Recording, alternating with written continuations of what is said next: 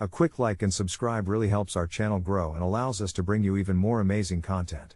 Thank you for your support. I never thought I'd find myself in a job where the lines between professionalism and personal entanglement blurred so drastically, but then again, working at Serenity Rest, a small, idyllic sleep clinic tucked away in the woods, felt like stepping into an alternate reality right out of a dark fiction. We were tasked with diagnosing sleep disorders, monitoring patients, and ensuring they had the best chance to rest. However, behind closed doors, this serene facade cloaked a secret that would unravel before my very eyes. It began innocently enough with casual conversations about sleep hygiene after long shifts, but as the weeks ticked by, an undercurrent of flirtation rippled through our team, led by the magnetic Dr. Lila Gray, the clinic's head physician. With her bright laughter and unruly red curls, she was both captivating and intimidating. Colleagues would linger after hours to discuss cases, but I quickly learned that these discussions often morphed into heated debates, loud whispers, passionate arguments, and stifled laughter. It was a rhythmic dance that drew us closer, closer than I was comfortable with. I still remember the night our delicate work-life balance shattered. The evening air turned thick with tension as the night shift crew, myself included, gathered for what was supposed to be a casual brainstorming session. But as Dr. Gray poured us all a glass of wine, eluding the clinic's strict sobriety policy for clinicians, her eyes sparkled with mischief, igniting a reckless abandon among us. By dawn, we were tangled in a web of transgressions, more than half of us lost in each other's arms, fueled by the wine, the laughter, and an unspoken agreement that no one would tell. What started as mild flirtation simmered into fervent collisions in the staff lounge, back office, and even the soundproof observation room where patients were monitored, where muffled moans would punctuate the air with absurd irony as we conducted our research on the very essence of sleep and desire. The infamous coupling only intensified my paranoia. Whispers echoed in the halls about the consequences of our actions, and yet everyone seemed to revel in the chaos that ensued. We became a scandalous spectacle, and the more reckless we grew, the more we craved the thrill of being caught. I was soon entwined with Mark, the soft-spoken nurse with an uncanny ability to charm others into letting their guard down. Every shift, we exchanged sly glances over sleeping patients, stole moments in dimly lit closets between procedures, and whispered promises of meeting after hours while performing sleep studies on patients who unknowingly sheltered our misdeeds. But amidst the passion, the thrill gave way to dread when patients began experiencing terrifying nightmares. It started with one patient, an elderly woman named Margaret, who reported waking up screaming, her eyes wide with terror. Then, it spread like wildfire. A series of patients came forth with haunting images that plagued their dreams, shadows lurking, whispers echoing in the dark, the stench of decay choking their throats. I couldn't shake the feeling that perhaps we were somehow toying with forces beyond our understanding, eluding the fundamental nature of sleep as we delved into the chaotic realm of lust. Amidst the chaos, an unsettling sadness began to settle in. Each nightmare seemed to litter the clinic's atmosphere with a pressing heaviness, overshadowing the whirlwind of our nightly escapades. I turned to the others, questioning if we dared to confront what we had wrought. Yet, they dismissed my fears, insistent that the nightmares were mere coincidences, a symptom of the world outside Serenity Rest. Reluctantly, I repressed my growing anxiety, but I became haunted by visions of dark corridors that crept into my own sleep, reminding me that something sinister lurked just beneath our surface. And the more we indulged, the more the nightmares intensified. I was jolted awake one night, drenched in sweat, gasping for breath as Margaret's frail form writhed beside me, her face twisted in profound agony, tears streaming from her bloodshot eyes as she hushed a frantic whisper, "Get out! Before it finds you!" I jolted upright, heart racing, the darkness enclosing around me, heavier than ever, and fled to the monitoring room where I found Dr. Gray and Mark tangled together, oblivious to my distress, their laughter ringing hollow in a sterile space that felt more like a tomb than a sanctuary. As I stood there, watching them fade into euphoria, I felt a sudden dread wash over me. Was this our punishment? Their laughter dissolved into a cacophony, triggering visions of shadows creeping across the room, caressing the edges of my sanity. I couldn't ignore it any longer. We were living in a house of cards, waiting for the market crash. The next day, I confided in a more level-headed colleague, Hannah, whose austere demeanor had always juxtaposed our wild chaos. She listened with an acutely serious expression as I poured out my fears. "We need to report this," I urged, but she shook her head. "You think they would believe us?" she countered, casting a glance over her shoulder as if the very walls had ears. "Look, things are chaotic, but the nightmares, they can't come from just us." But I couldn't shake the murky feeling that it was us, or rather, what we'd become, that was the catalyst behind these horrors. One fateful night, we were changing shifts when an unearthly scream pierced through the clinic's constraints, freezing every soul in their tracks. My heart sank as I recognized Margaret's lamenting wail. We rushed to her room, but it was already too late. I stood in the threshold, eyes widening as I registered the scene. Margaret's bed, once home to frail serenity, now lay drenched in darkness, a stillness that felt suffocating and take my breath away. The old woman's body lay still, surrounded by crimson stains that warned of an unspeakable force lurking beneath. The fragile skin of reality, all I could think was that we had crossed a boundary, awakening something during our reckless indulgences, a dark spirit hungry for our infidelity to the sanctity of sleep, forever changed by our carnal desires. In the following days, our team imploded, colleagues whispered of quitting and finding jobs that wouldn't leave them sleepless with nightmares haunting every moment.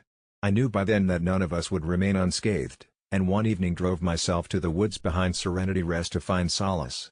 There, I stumbled upon a clearing, moonlit and serene, with a heavy stillness as silence churned the air like an unseen predator. I felt an invisible weight crashing down on me, and suddenly a chill crept into my bones. My instincts screamed, "Run!" I turned back toward the clinic, heart racing. Only to find the staff gathered around a makeshift campfire, laughter erupting into a cacophony of madness that clashed viciously with the wails of the restless patients still confined within the clinic's walls. Paralyzed by fear, I realized they had succumbed to something darker than a collective secret. They were reveling in the frenzy of shared guilt, relishing every fleeting moment as if existence itself might collapse under the weight of our sins. As I retreated further into the forest, panic rising in me like bile, I heard faint screams echoing in the distance, more of our patients, crying for help. We had become part of the nightmare we sought to escape. That horrible realization compelled my last bit of sanity to scream. My life unspooled, entwined in the web of our depravity that had now ensnared the innocent. As I fled the clinic's crumbling foundation, I couldn't tell where darkness ended and my own heartache began. Running into the night, I heard footsteps inching closer, shadows reaching out beckoning me back. And all I could think was I ever going to wake up? I grew up in a small town where secrets, like whispers, traveled fast, but one has clung to me like a shadow. The community was always close-knit, the kind of place where everyone knew everyone's business. For a long time, I thought that was a good thing, but now I'm not so sure. You see, I was about to embark on paternity leave, a decision that seemed like a lifetime achievement, heralding my step into fatherhood. But here's the twist, there's no actual child. It all started innocently enough. My fiancée, Jenna, and I, like most couples, expressed our desires for a family. We were on the same page, or so I thought until things spiraled out of control, catapulting me into a web of lies and deception so intricate that escape seemed impossible. About 6 months ago, Jenna showed me a pregnancy test with 2 bold pink lines. We were elated, plans were made, nurseries were painted pastel green, gifts poured in from well-wishers. The glow of impending parenthood was intoxicating and suffused our lives. It was like a dream that I never wanted to end. However, as the months trundled on, I noticed things that to a seasoned observer might have seemed odd. Yet, caught in the thrall of expectant fatherhood, I chose to remain blissfully unaware. Jenna never showed any of the usual signs of pregnancy, she remained inexplicably slim, and our doctor's appointments were always postponed with an impeccable reason. My heart, however, had already given into this tale woven with hope and anticipation. That illusion shattered one evening when I came home earlier than expected. The house was silent, serene, like the calm before a storm. In an uncharacteristic lapse of privacy, I ventured into Jenna's study, a place I'd only seen fleetingly as she snapped the door shut with a coy smile. Papers littered the desk, most of which were benign: bills, to-do lists, envelopes marked urgent yet unopened, but one paper shoved inconspicuously under the rest caught my eye. It was a pamphlet from a fertility clinic, the dates marked on it with a red pen preceding our so-called pregnancy announcement. A cold dread turned my blood to ice, and questions graduated from whispers to screams within my mind. Of course, I could have confronted her right then, demanded answers, but something, a deep sense of loyalty perhaps, or sheer disbelief, tethered me to silence. Instead, I began my covert investigation, slipping into roles both supportive partner and clandestine detective. One evening, when Jenna obliviously prattled about baby names, I slipped her phone from the table, browsing its contents while she indulged in a long bath. To my horror, I discovered long threads of messages between her and someone named Marcus. He was an elusive character in her life, only mentioned in passing as a distant cousin. The messages uncovered a plot thick as night, a fabricated illness, claims of a harrowing miscarriage, false scripts to script fake medical paperwork. The worst came when I realized a darker truth buried in those messages. Marcus wasn't just an accomplice. He was promised the life I was sold, a life spun with fantasies of family and love. I clung to this disillusionment like a lifeline, yet beneath surged a deeper wave of madness that threatened to drown me. But the timing was terrible. Paternity leave loomed, and with it, the ticking clock of an unbirth announcement I was expected to deliver. How could I let the world know we were devastated by a stillbirth, or worse, a dangerous premature birth that whisked our imaginary baby away? I clung so desperately to normalcy that the truth, bearing fangs, was ignored. My beloved wasn't capable of the honesty our love had promised.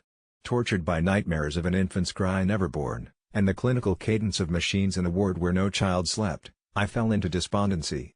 Events unfolded rapidly after my confession.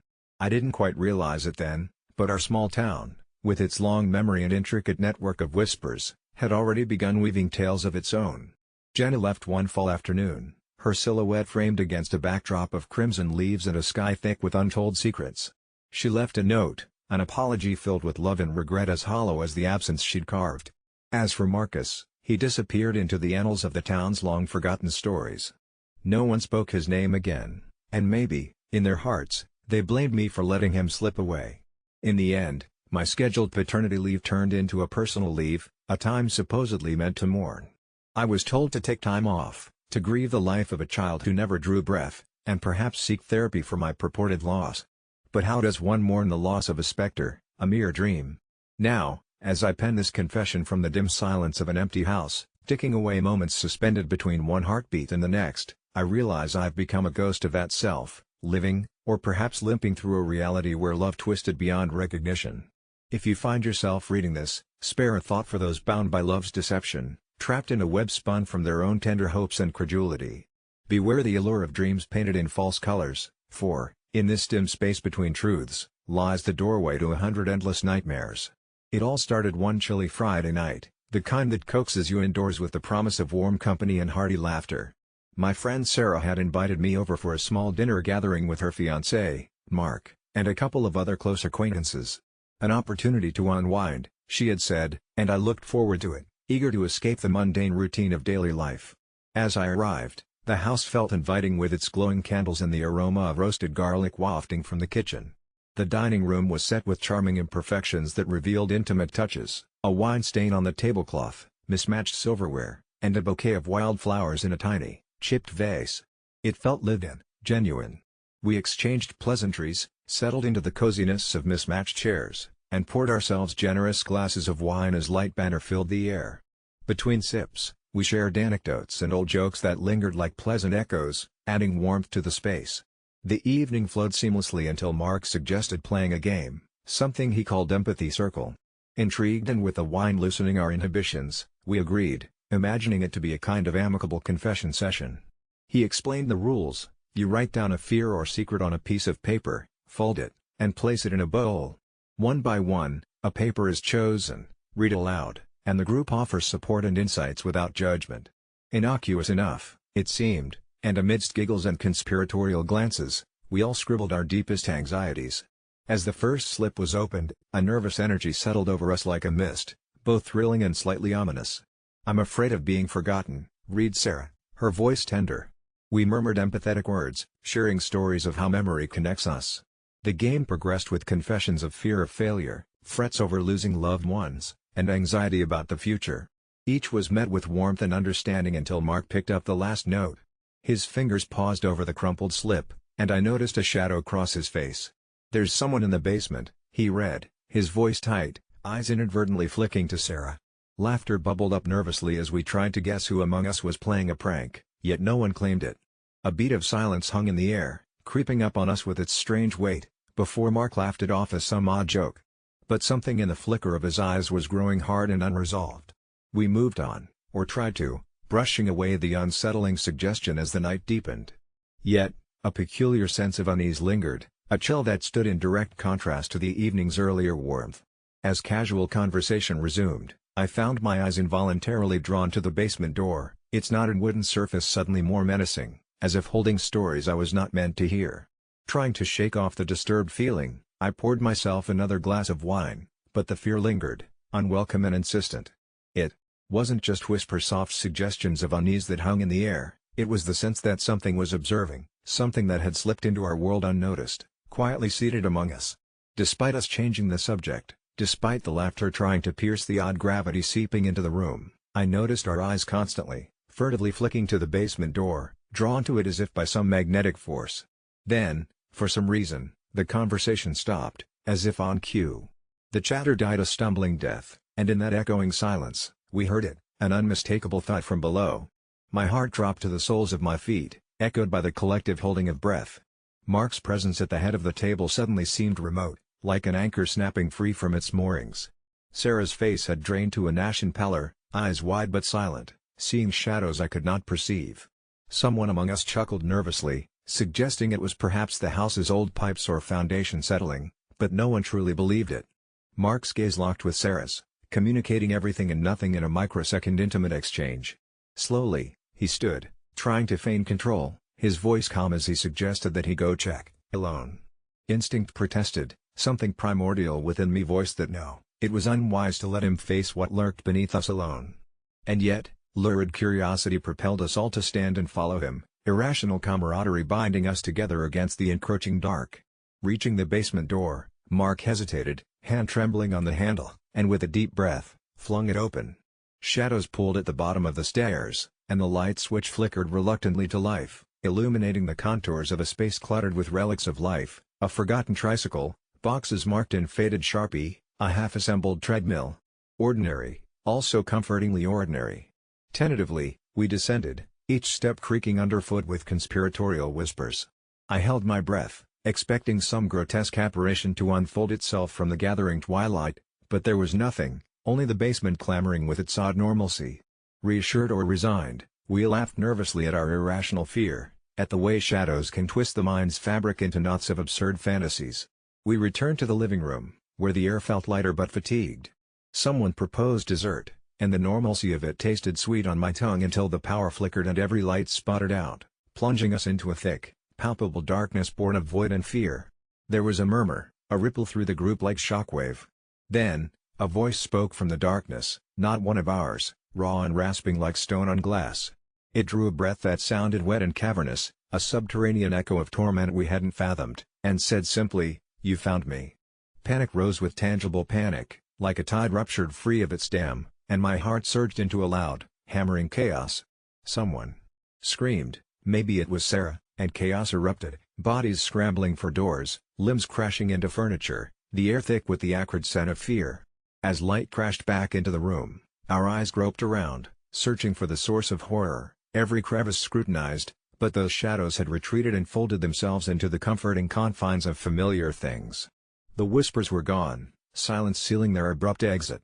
We stood silently, breath hitching, unity frail but unbroken as the real was swept beneath an oppressive eye of unexplainable dread. Perhaps it had been orchestrated within minds oversteeped in fear, perhaps it was the unwelcome remnants of some forgotten occupant now angered by our intrusion. I thought of the note again, the warning, "There's someone in the basement," and my skin flushed cold. We never did find explanation or reason that satisfied the betrayal edged into reality in that moment. Windows were checked, locks bolted, lights left burning through the remainder of the tormented night. Surrounded by friends, yet each of us bore the chill anchor of isolation, understanding that parts of ourselves had crossed into shadows we'd never entirely withdraw from, imprint etched indelibly on the map of our shared resilience. No one mentioned the note again, nor the presence we had glimpsed with the heart rather than the eyes. In the harsh light of morning, uneasy smiles and goodbyes held the unspoken pact of becoming regardful of the unearthly borders never again to be disrupted, boundaries where reality thins and something watches with eyes of terrible yearning. As I left, I couldn't shake the ominous feeling of having dined with a party much larger than we had anticipated, and the certainty of knowing it was not a presence that would easily let go. We had been cast adrift from safety, transient waves of uncertainty guiding our way back to mundane lives where every basement door inevitably held tales best left untold. I always thought I had a pretty normal relationship with sleeping. My girlfriend, Clara, would snuggle up next to me each night, wrapping her arms around my torso as we settled into our nightly ritual of binge-watching whatever series had us hooked. But it wasn't until one particularly mundane evening, when I had just started playing a new horror game, that everything changed. Clara had drifted off as I was blasting demons to smithereens on screen, and I suddenly noticed my shadow dancing in the glow of the TV, almost as if it were acting independently, whispering secrets I could almost hear. I shook it off, choosing instead to focus on the game, but as the hours slipped by and Clara remained restless, I caught her staring at me, her eyes wide and glassy. "What's wrong?" I asked, pausing the game, but she just shook her head and turned her gaze back to the ceiling, her breath catching slightly. "Don't mind me," she replied, her voice low and shaky. I didn't think much of it until she started waking me up in the middle of the night, claiming I was mumbling things I didn't recall. "You said it felt normal, but it's kind of unnerving," she admitted one morning, pushing herself up against the headboard.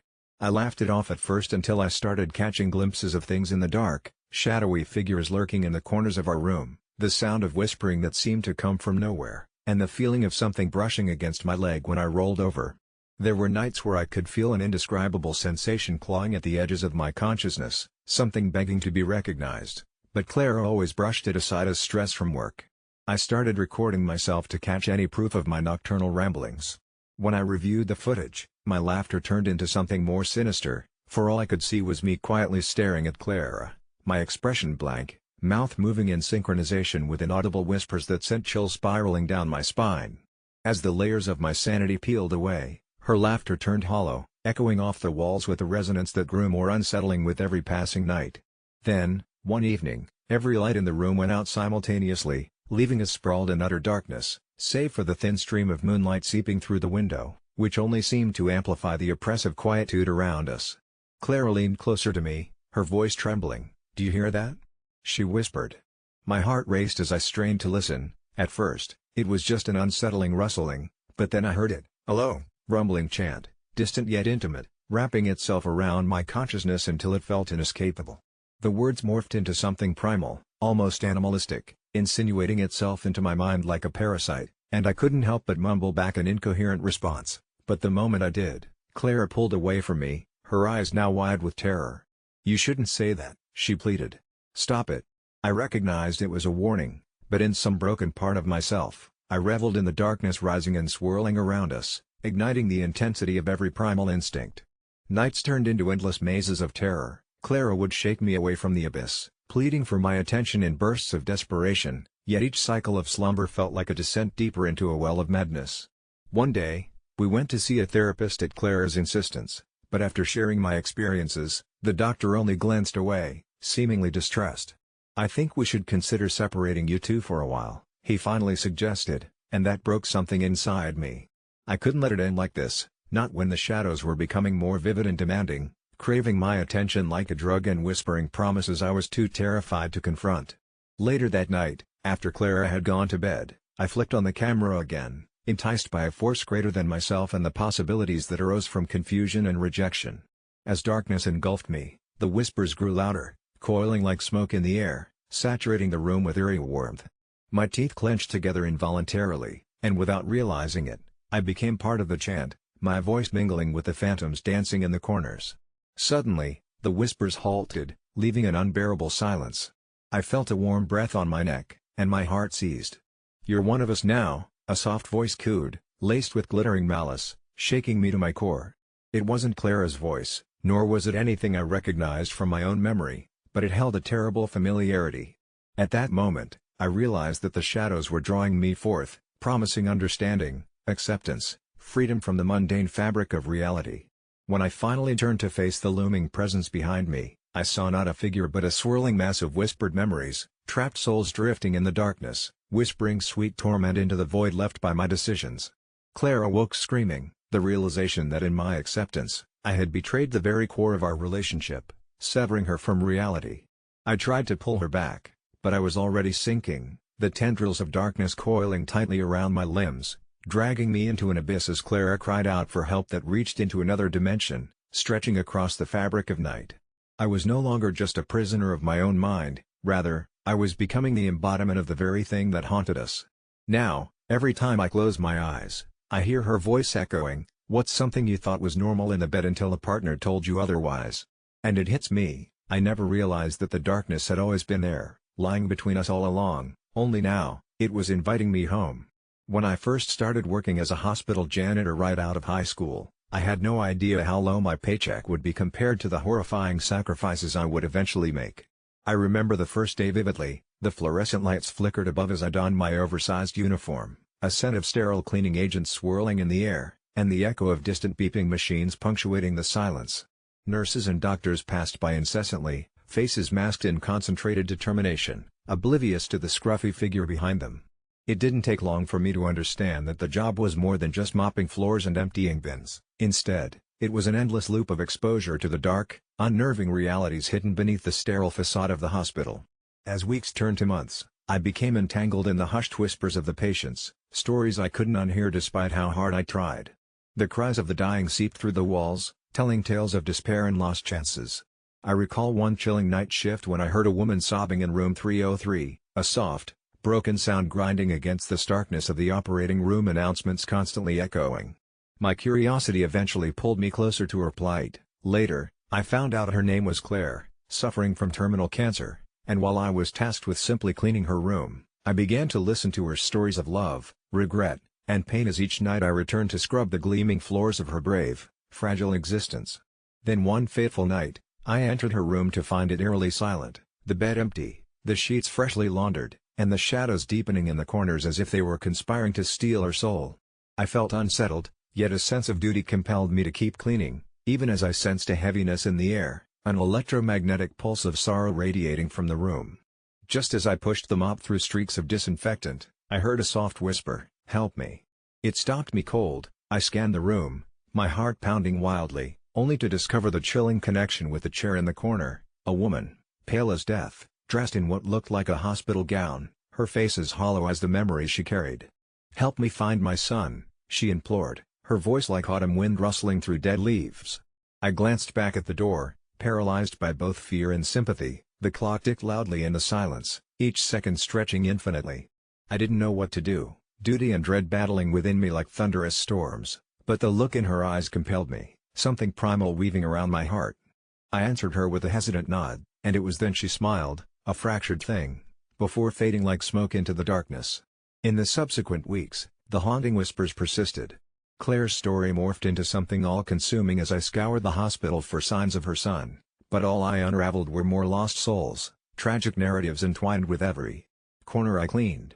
Each day, I grew more exhausted, not just physically, but psychologically. My fellow janitors joked about our conditions, the long hours, paltry wages, and the shadows that seemed to surround us. They shrugged it off, but I knew we bore secrets buried beneath the dirty linoleum and sterile tiles, secrets that demanded acknowledgement. The admin was tight-lipped about the realms we navigated, and though I considered reporting the overwhelming sensations, the hushed dismissals made me second-guess. But I pressed on, feeling the weight of those who had drifted into the night, their stories shifting into mine.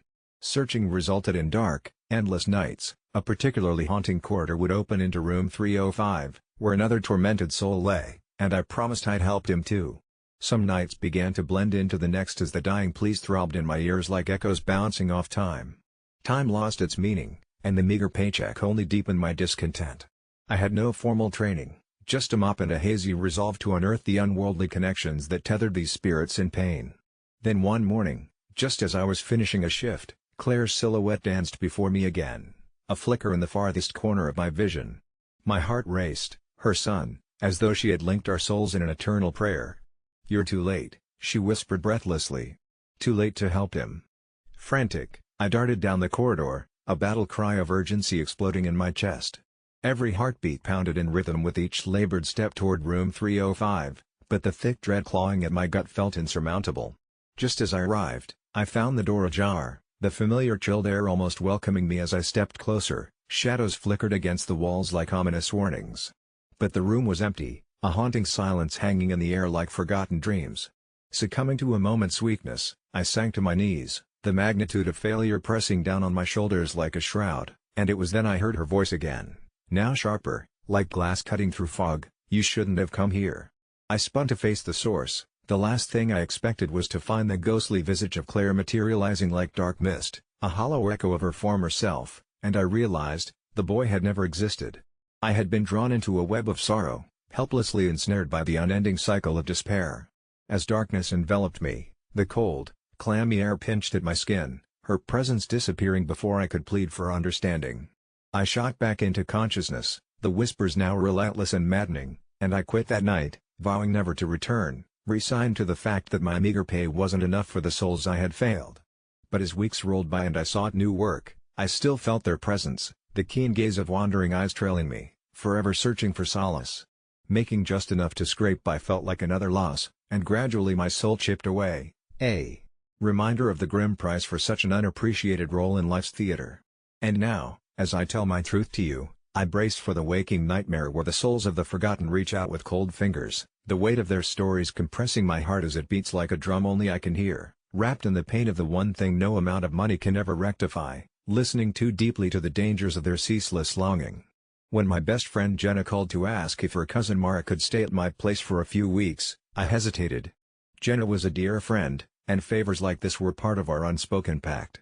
But the problem was something that haunted me every time I let others into my private domain. 3 months ago, during a separate houseguest incident, a routine shampoo had turned into a catastrophe. The hair products I used were not ordinary, they were concoctions of bespoke formulas, artisan blends that I humorously referred to as my elixirs. Expensive? Definitely. But they had a purpose beyond vanity.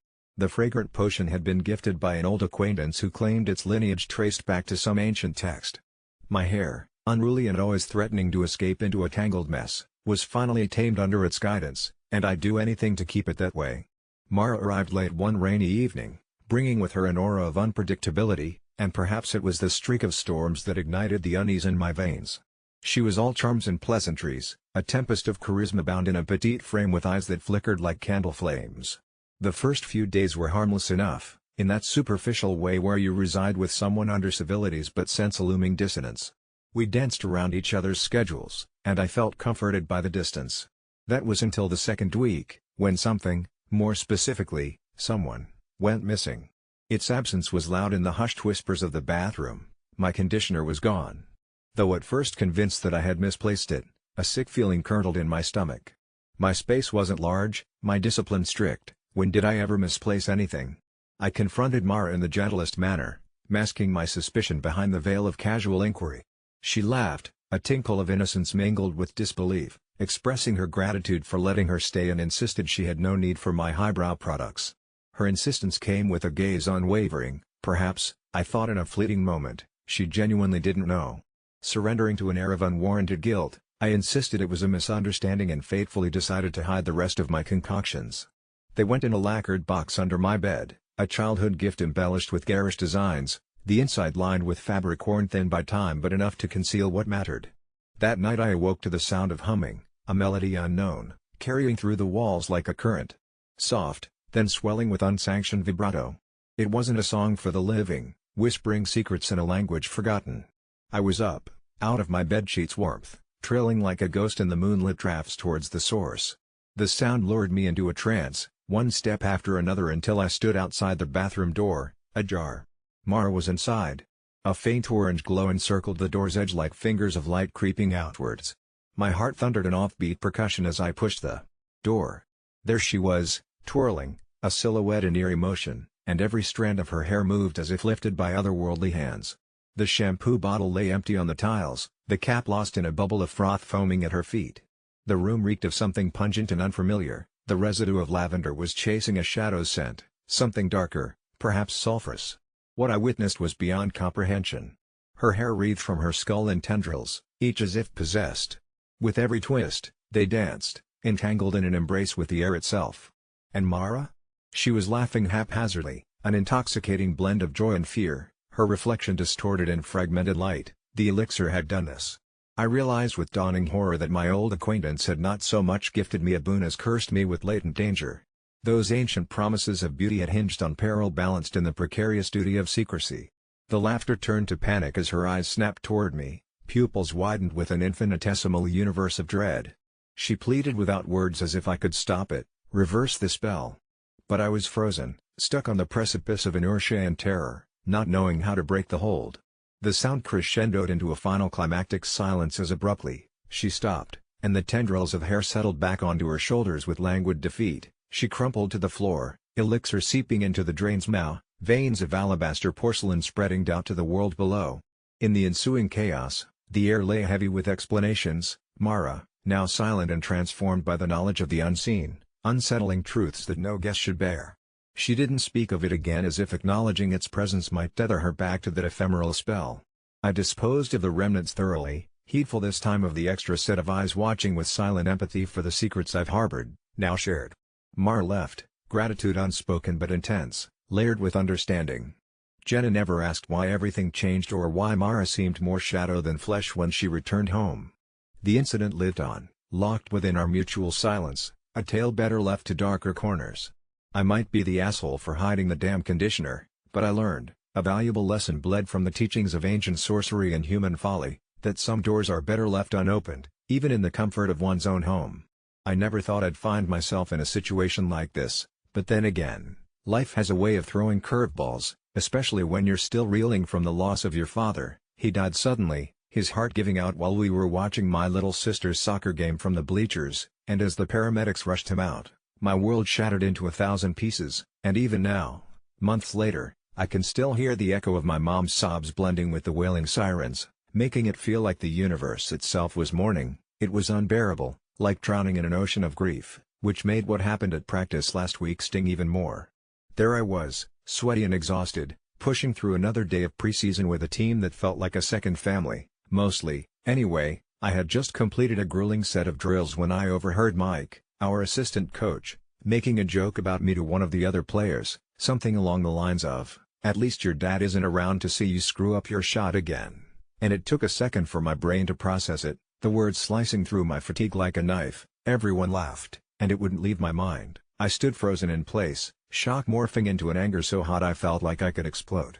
Mike was supposed to be my ally, someone who supported me when I was struggling with my performance, but in that moment, he felt beyond cruel. My chest tightened, and without thinking, I snapped, screaming at him about how he'd never understand what it was like to lose someone you loved, how he should be ashamed of himself for making light of such a painful experience, and as I hurled my thoughts at him, I felt the static electricity of tension rise in the air, a terrible silence falling over the field as everyone turned to stare, the laughter dying in their throats. In that instant, I didn't feel like a player, I felt like a monster, one who had unleashed a hurricane of pent-up rage that left no room for mercy or restraint. Mike didn't respond. Instead, he stood there, mouth agape, eyes wide, as if trying to process the full weight of what I had just unleashed. Regret washed over me, rapid and cold, but it was drowned out by the sound of my teammates' hushed whispers. Some seemed to side with me, others looked horrified, and I could see some of the younger players glancing between us with wide, uncertain eyes. I was suddenly hyper-aware of the way I'd let my emotions take control, a raw and ugly display that no one would forget anytime soon. After practice, instead of the usual camaraderie, there was an awkward tension. I overheard the whispers multiply. "Did you hear what he said about his dad?" And that was totally uncalled for, and every word felt like nails dragging down a chalkboard, feeding the anger and humiliation swirling in my gut. I thought about Mike's joke every night when I closed my eyes, replaying it again and again in my head, drifting off to sleep only to awaken in panic. Grappling with images of my father's face flashing before me like a cruel ghost, demanding to know how someone could be so wickedly ignorant. Eventually, it all boiled down to whether or not I was the real asshole in this scenario, if maybe I had overreacted, but wasn't grief meant to be messy and unfiltered? I got on Reddit, crafting a post under the title "A Myth Asshole AITA for lashing out at my coach's assistant for making a joke about my dad who recently passed," thinking there might be solace to be found among strangers, and that's when everything took a turn for the surreal. I clicked post and watched as the responses flooded in. Some were supportive, they echoed my feelings, their words enveloping me in a bubble of understanding, while others criticized my reaction harshly, labeling me as overdramatic, reminding me that it was just a joke, and I was spiraling deeper into a dark abyss as the negatives began to outweigh the positive. Days passed, every notification felt like dominoes crashing down, triggering a problematic spiral of anxiety that gnawed at me relentlessly, and one night, fueled by frustration and a longing for clarity, I decided to confront Mike one last time, clutching a bolt of courage and mentally rehearsing every word. I wanted him to understand the gravity of his words but hadn't anticipated how his face would twist with something between remorse and irritation when I approached. Instead of an apology, I was met with a defensive rant about humor and timing, claiming that nobody gets a pass on bad jokes, and I should grow a spine if I wanted to survive in competitive sports. Incredulous, I felt the anger ignite within me again. But before I could argue, He cut me off, assuring me, loudly enough for the whole team to hear, that his comments were intended to motivate me, to push me through the haze of pain, insisting that if I couldn't handle a light jab, I should really reconsider being on the team. Heart racing, a flood of burning resentment surged through my veins, leaving me caught in a whirlwind of grief and rage, and without thinking, I exploded again, hurling insults I never thought I'd say. "You're not a real coach, Mike. You're just an insecure jerk hiding behind that whistle, and you'll never understand what brave really is." As I turned to leave, I caught a glimpse of my teammates' expressions, a mix of disbelief and concern that sent a chill down my spine. What was I doing? I was entrapped in this cycle of madness, dragging those around me into my pain. I fled the field, tears stinging my eyes, vowing that I'd find a way to exit this unforgiving labyrinth of anger and loss. When I returned home, I sat in silence, staring at all the soccer trophies Dad asked me to win, and suddenly, it all felt so trivial next to the shattered heart of a son mourning his father. I posted again on Reddit, my fingers shaky as I typed out raw emotions about forgiveness with a hint of hope, but just as soon as I was getting into the flow, a notification popped up. Mike had replied. He wrote a long, condescending note about how I should be grateful for the opportunity to be on the team, that not everyone was as fortunate, and I felt my blood boil as I read through the comment, my insides churning with disbelief at how someone could twist a raw moment into a lesson of character-building resilience. I closed the app, the weight of grief and anger crashing down, and realized the truth. I didn't want to fight the battle anymore. I wanted to honor my father's memory with every kick and goal, but to do that, I needed to rise above the pettiness. I took a deep breath, and for the first time in months, I felt a flicker of peace, knowing that perhaps stepping away from the chaos Mike represented was the clearest decision I could make for both my grief and my future in this sport. And although the vetting on Reddit had opened a wound that still smarted painfully, it also nudged me toward healing. Now all I needed was the courage to say goodbye to the dark specter that Mike had become in my life, knowing deep down that the strength to move forward was lying just ahead, waiting with open arms. I always thought the stories about zombies were folklore or, at best, cautionary tales woven by overzealous scientists warning us about the next supervirus. Little did I know that I'd be stumbling into one of these tales when I took a shortcut through the abandoned Rutherford Mall on my way home from the night shift. The place had been shut down for years, a ghostly relic of our city's past glories, now prepping for demolition. I didn't think much about my decision at first. It had been another long shift at the factory, and I was eager to get back to my small apartment and crash. The mall was my shortcut, a dusty and forgotten labyrinth of old stores, but it shaved off a good 20 minutes from my walk. I pushed through a vandalized entrance, its glass door shattered ages ago, the edges glittered ominously in the dim moonlight. As I trudged past what once was a bustling center court, the eerie silence got under my skin, the kind that prickled and whispered at the edges of sanity. I pulled my jacket tighter as I kept my eyes peeled for any signs of trouble, secretly amused by how we'd all been imprinted with danger from an early age about these decrepit places. Wind whipped through the hollow halls, making old flyers dance ghostly around what had been the center fountain, now dry and cracked. That's when I heard it, an otherworldly groan echoing through the vast emptiness, bouncing off faded mall maps and advertisements for obsolete products. For a second, I froze, hoping it was just the wind pushing against some forgotten corner of the building. But then, there was a clatter, like something metallic had been knocked over. My heart rate shot up, but rationality took charge. Probably just a raccoon or some stray animal, I assured myself. Placing one cautious foot in front of the other, I crept towards the origin of the sound, curiosity winning over caution. In the stillness of the shopping mall, I rounded a corner with caution. And there it was, an unsteady shadow looming under the flickering emergency lights left over from the days when people roamed these halls without fear. It was hunched over, ragged breaths infecting the air. My stomach churned as it lifted its head, eyes as vacant as a cloudy sky, devoid of any spark of humanity. This wasn't a person, not anymore, anyway. Rotting skin clung to bones like old meat abandoned for vultures, clothes hanging in dirty, shredded layers. It let out another guttural noise, the kind that shatters whatever courage you foolishly thought you had amassed. The stories I'd heard growing up and in whispers at work surged through me, tales of wandering undead in small, forgotten towns, viral outbreaks that authorities quickly shut down claiming exaggerated paranoia. Was this it? Evidence of some government cover-up, a silent invasion that was happening in the shadow of ignorance? As it staggered one unsteady step towards me, my senses kicked into overdrive. The half-bad zombie clichés from pop culture laughed at my petrified form, luring me with scenarios of heroism, A failed illusion of safety that dies the instant you're faced with something not scripted. I backed away slowly, the instinct of fight or flight firmly fixed on the latter. It didn't follow immediately, stuck in its small radius of reality, but its vacant eyes tracked me, cementing the fear that it was aware, at least enough to register my presence. In that split-second decision, I knew I had to alert someone, anyone, who would believe a tale like this, warn them of what remained only whispers until now. Running back through the mall, I half expected more of them to appear out of vending machines or crawl spaces. The rusty escalator, dead from years of neglect, seemed more like monstrous teeth ready to devour moonlit shadows.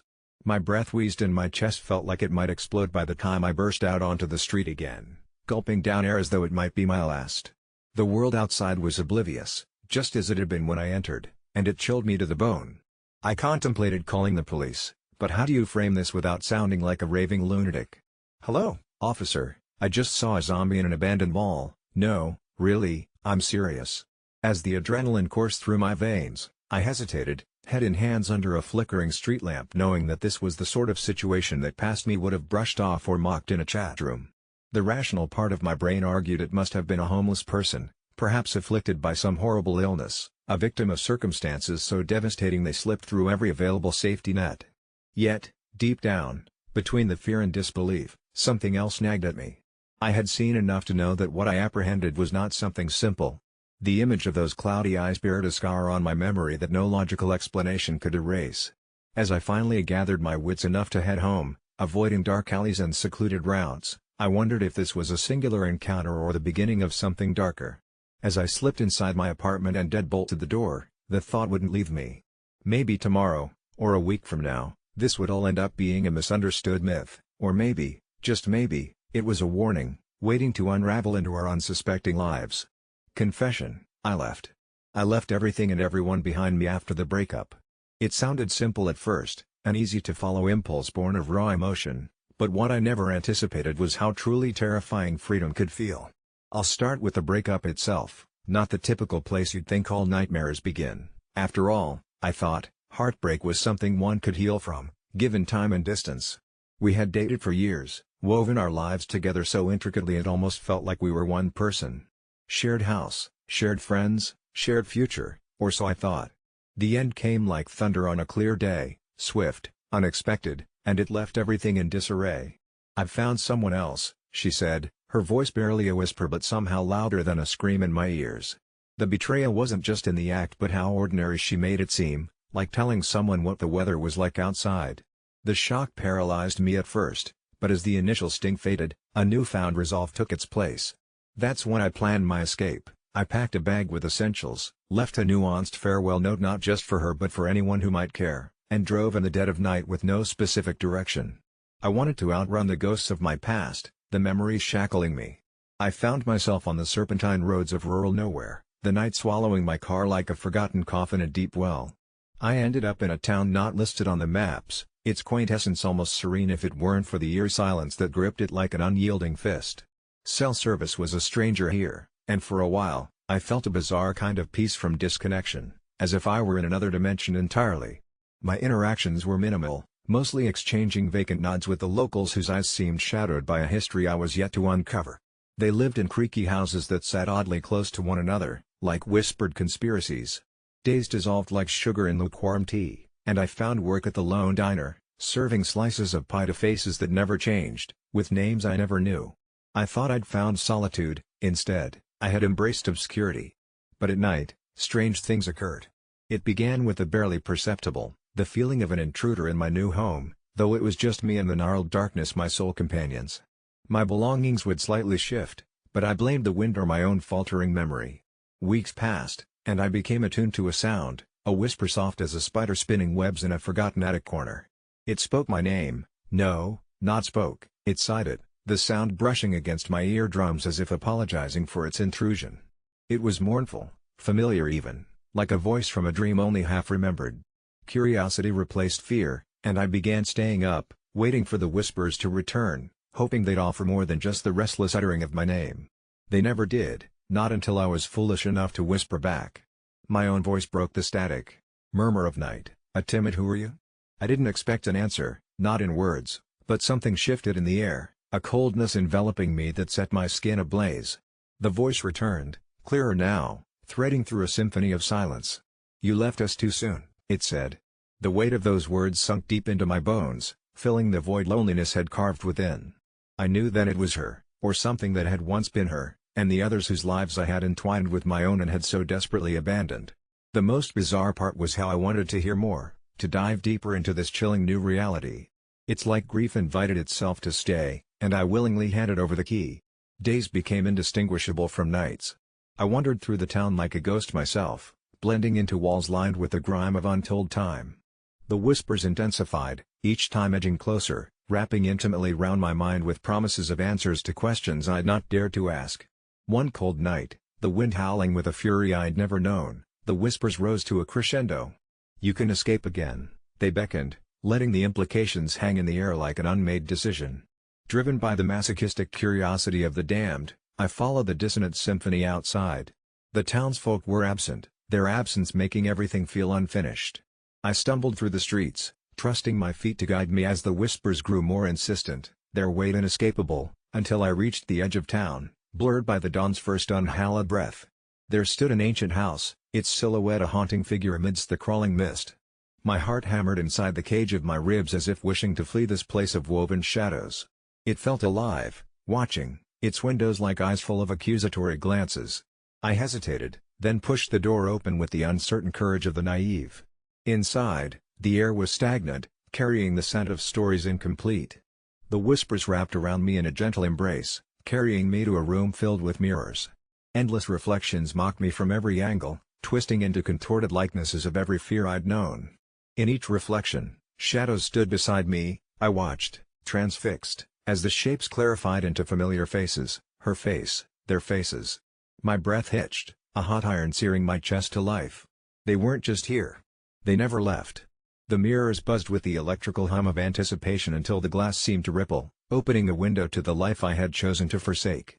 At that moment, the whispers quieted, leaving me alone with loved ones I'd discarded. Their eyes were on me, not accusingly, but with a weary kindness that cruelly contrasted the growing dread inside me. Then came the terrible realization of their offer, to return, not physically nor metaphorically, but through surrendering oneself, through becoming part of the echoes. I stumbled backward, panic-inducing a clarity I'd never possessed before. That was their secret, the townspeople, their secret pact of belonging far beyond blood or bond, immersed in a world where whispers replaced what they left. In fleeing my pain, I had collided with theirs. Bolting from the house, an accordion of memories, my footsteps found their beat again in the solid world. Behind me, the house stood still, a subtle promise, a continuous allure. The whispers, though quieted, held me. They told tales of eternity where every departure was welcome into their fold. It was a choice many had made before and would again. But not me, not yet. I returned to the semblance of life beyond the town, carrying with me the weight of their sorrow, brushing against the edge of reality, where echoes become life, reminding me that no matter how far I ran, true escape would only ever bring me into their embrace, where silence once roared. Growing up, I was always the skinny kid, tall and lanky with little muscle. I ate whatever I wanted without a second thought, and it never seemed to stick to me, until one particular summer changed everything. It all started when I stumbled across an unmarked package on the doorstep, the cardboard all weathered and stained, and curiosity got the best of me. I ripped it open and inside was a dusty old book titled The Keening Ritual, its cover fading and frayed, filled with bizarre recipes that claimed to summon otherworldly entities. Among the pages were strange illustrations of food with unsettling faces, and although I didn't believe in the supernatural, a dare ignited within me, fueled by boredom and an overwhelming desire to escape the mundane rhythm of life. I gathered the strange ingredients listed in the book, which involved rummaging through farmers' markets for oddities like ghost peppers and sage, and crafted the first dish, a twisted soup that, when consumed, filled me with warmth and an almost euphoric high I had never experienced before. It started innocently enough. I felt more alive, energetic, and I reveled in this newfound passion for cooking these otherworldly recipes day after day. But then things began to change. Friends noticed how my skinny frame was slowly filling out, convinced I'd finally hit puberty late, but it was more than that. I began inviting them over to share my creations, luring them into this bizarre culinary adventure, and it became a ritual, friends pairing the meals with laughter and stories, blissful and unaware of the shift occurring beneath the surface. I found myself obsessed with the book, experimenting with the most macabre recipes that began to yield lost promises. Each plate was both a delight and a warning. My dream soon became haunted by visions of those twisted, smiling faces illustrated in the book, emerging from the shadows each night, as if they were awake and hungry, demanding more. I thought I could control it, that I just needed moderation, but as the days turned into weeks, I was drawn deeper into the chaotic gravity of my culinary exploits. My friends started to disappear from gatherings, their laughter fading into whispered concerns about their growing girth. They claimed they felt sluggish, weighed down, but I merely laughed it off as a natural consequence of summer indulgence, never once connecting the dietary dots. By autumn, I found myself standing in front of a mirror, eyes widening in shock at the reflection staring back. I had transformed completely, the once lanky boy barely recognizable under the waves of soft flesh blotting my once defined features. Each day passed in a gray fog of defiance and denial, the fervor of cooking overshadowing any concerns about my health or my friend's notable absence. My own descent turned into a spiral, an insatiable hunger fusing with sincerity. I could not stop myself. Each recipe unlocked a deeper level of obsession, and soon my income was gutted from online deliveries of increasingly exotic and untraceable ingredients. It became clearer to me that something was very wrong, yet I was willing to ignore it, watching with horror as the scale crept higher and higher, numbers that cruelly mocked me, weight that had replaced laughter and sincerity, followed by whispers that lingered in my head, "Feed us. Feed us." Until one fateful night, exhausted and desperate for a taste of creativity, I flipped to the book's last pages, where a sinister suggestion lingered, an ancient rite that promised deeper connection with the entities I had summoned, urging me to feed them directly. At that moment, something snapped inside me. I gathered my courage, preparing to execute the final ritual in the golden hour light, the recipe so convoluted and grotesque it chilled me to the bone yet thrilled me all the same. I followed the instructions meticulously, including an expendable ingredient, a single ounce of human flesh, something that chilled my veins, but I had lost my mind to the whispers, the wild hunger that had crescendoed within my body, and after mumbling those words, something unfathomable gripped me tightly, wrapping around my insides as I knew I was now everything they wanted. When sunrise broke, my body was drained, a ghastly silence filled the air as I stumbled towards the mirror, trepidation licking at my heels. I glanced in and gasped, I was no longer alone, twisted smiles mirrored my own, grotesque figures stood behind me, and I felt their weight, a weight that grew with every bite. I fought against it, but the struggle was futile. Friends' faces filled my mind, their laughter replaced by wails and agony. And it was then I realized that the weight I had gained wasn't merely physical, it was their collective sorrow, their pain seeping into my presence for every meal I had created, memories bubbling just below the surface. And as I stood there, haunted and trembling, I knew the true price of my indulgence, my soul forever feasting on the essence of those I had loved and lost, chained by gluttony to an insatiable hunger for more, now forever enslaved to the sentient whispers inside the dust-laden pages of that accursed book, each meal ushering not satisfaction, but an unending craving that could never be sated. The question popped up in my feed late one night, what is one thing you would never buy, even if you had $1 billion? I chuckled at first, thinking of the ridiculousness of it all, but then I stared at the screen, the glow illuminating my anxious expression, and realized that if I were to ever answer, it would be an old, rotting house at the end of Hollow Maple Drive. I knew it would take more than $1 billion for me to even think about it, nor would it matter if that amount magically appeared in my bank account. Because there are places on this earth that have a price but can never truly be owned. I was 13 when my friends dared me to explore it during the summer just before we all headed to high school. They were giggling, tossing around nonchalant wagers as we made the trek, but my lungs felt tight with each step, almost as if the air were heavy with something I couldn't quite name.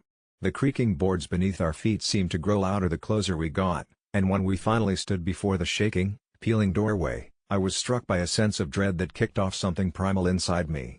They dared me to enter, as friends will do. I had to prove I wasn't scared, so taunting each other as all kids do, I pushed my way inside and was swallowed by darkness.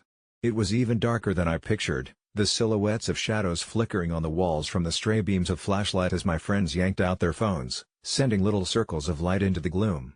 I felt like we had crossed an invisible threshold. I was going to die here, or worse, only because the house was a dreadful relic no one wanted to speak about. And I had this insane feeling that it knew that we were there, that it was waiting for us with an ancient hunger. The air felt electric, thick, until one of my friends, Jake, tripped on a protruding floorboard, crashing against the rickety table in the kitchen, and what happened next is where my memory blurs into something contradictory and surreal. A rough, Raspy voice echoed through the gaping corridors, a whisper that seemed to seep from the very corners of the house, wrapping around us like a thick fog. It said, "I know what you want." What we wanted.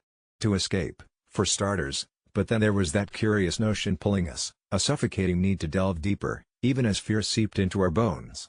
Jake laughed nervously, trying to lighten the atmosphere, but the sound felt wrong, hollow, warped by something that would never let us escape. We stumbled upon a room filled with moth-eaten furniture and faded photographs, their subjects distorted, their features melting into grotesque forms in the dim glow from our flashlights. I could feel it, the sensation of something watching from a distance, the silence pulsing like a heartbeat.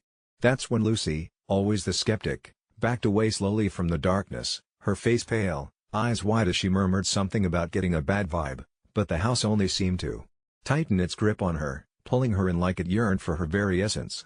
Before I could respond, the door behind us slammed shut with a resounding finality that fractured our collective sanity, stopping our hearts cold. The air turned frigid, and the lights flickered with a malevolent glee. Our phones died one by one like fireflies crushed beneath the weight of fear. Without a way to signal for help, we felt we'd been lost in a twisted nightmare. The whispers began again, echoing off the walls like wails from beyond, and it was then I truly learned the house was alive, that it fed off the terror trapped within its stillness. Time did not exist as we searched for an exit, Jake screaming at the top of his lungs, hoping to drown out the strange and terrible sounds that surrounded us. The house was alive and wanted something from us, something I could feel deep down in my bones, a hunger only known by ravenous things. It yearned not just for our flesh but for our memories, to peel back our layers as if the house were a doctor unearthing long-stuffed traumas. One by one, we began to lose sight of each other. The air thickened until I felt as if I was drowning, yet there was no water, only an abyss of despair. I finally pushed my way into a room with walls covered in splintered mirrors. I expected to see my reflection, but what stared back at me were shadows of my friends, twisted in agony and despair, their mouths forming silent screams and eyes wide with terror. I felt a cold grip around my throat, not from fear, but from understanding. The house fed on our worst moments. Suddenly, the lights pulsed rapidly, casting disorienting shadows across the walls, morphing our realities with each breath, as if the house was teasing us, playing with our memories like a cat toying with a mouse. My heart raced, and panic erupted. I slammed my fists against the mirrors, trying to break the spell, to shove reality back into place, but it only made everything worse. I could hear the echoes of Lucy's sobbing, Jake's choking gasps, yet none were in reach. I could feel the space closing in on me, my body constricting as the house wrapped around me, claiming me piece by piece, and for the first time, I realized that I might never escape. I surrendered entirely, whispering apologies to nobody in particular, pleading to the shadows that had taken my friends. Then, as suddenly as it began, the pressure lifted, a wave of tranquility coursed through the room, and it flooded me like an unearthly warmth. And just in time, I stumbled back, breath escaping my lungs, and fell back against the door, pulling it open to the light of the heavens outside. I ran until the house vanished behind me, feeling an ancient weight release as I stumbled on the dry gravel of the road, but I never once turned back. I got home long after the sun dipped behind the horizon, heart thundering in my chest as I swore never to mention that house again, not even to my friends, although I could feel something still lurking in the corners of my mind, waiting for me to slip. Years later, after moving to a different state, I heard a news story about that same house being demolished, and something deep inside me twisted with fear that no one ever really escapes anything, not entirely, anyway. Sometimes, I take a moment, staring at the sunset, and wonder if that ancient darkness has found a new soul to feed upon, wondering if someday it will reach for me again. But I always answer with the same truth: some things can never be bought, not even with $1 billion. I never expected the worst day of my life to start with a simple post on Reddit. On the outside, my sister Emily and I seemed like a typical pair of siblings. We had our disagreements and tiffs, but we always found a way back to each other. That was until last Christmas, when the world as I knew it was about to unravel in terrifying ways. Emily and I had always been close growing up. She was 5 years older, the overachiever who set the bar impossibly high for everyone else in the family. I took comfort in my role as the laid-back, somewhat aloof younger brother. But things changed when Emily got married and soon after, to her joy and everyone else's delight, announced her pregnancy. That happiness turned into despair when she had a miscarriage. It was devastating, a punch to the gut that knocked the wind out of our entire family. In the weeks that followed, Emily was understandably inconsolable, shrouded in a fog of grief I'd never seen her in before. Initially, I was nothing but sympathetic, doing whatever I could to help her bear the load. Our family rallied around her, though it always seemed like nothing we did was enough. Emily withdrew from us, sinking deeper into her own world of pain where none of us could reach her. Months passed, yet her grief didn't lighten. Something in her remained fixated on that heart-rending loss to an extent that even family therapy couldn't touch.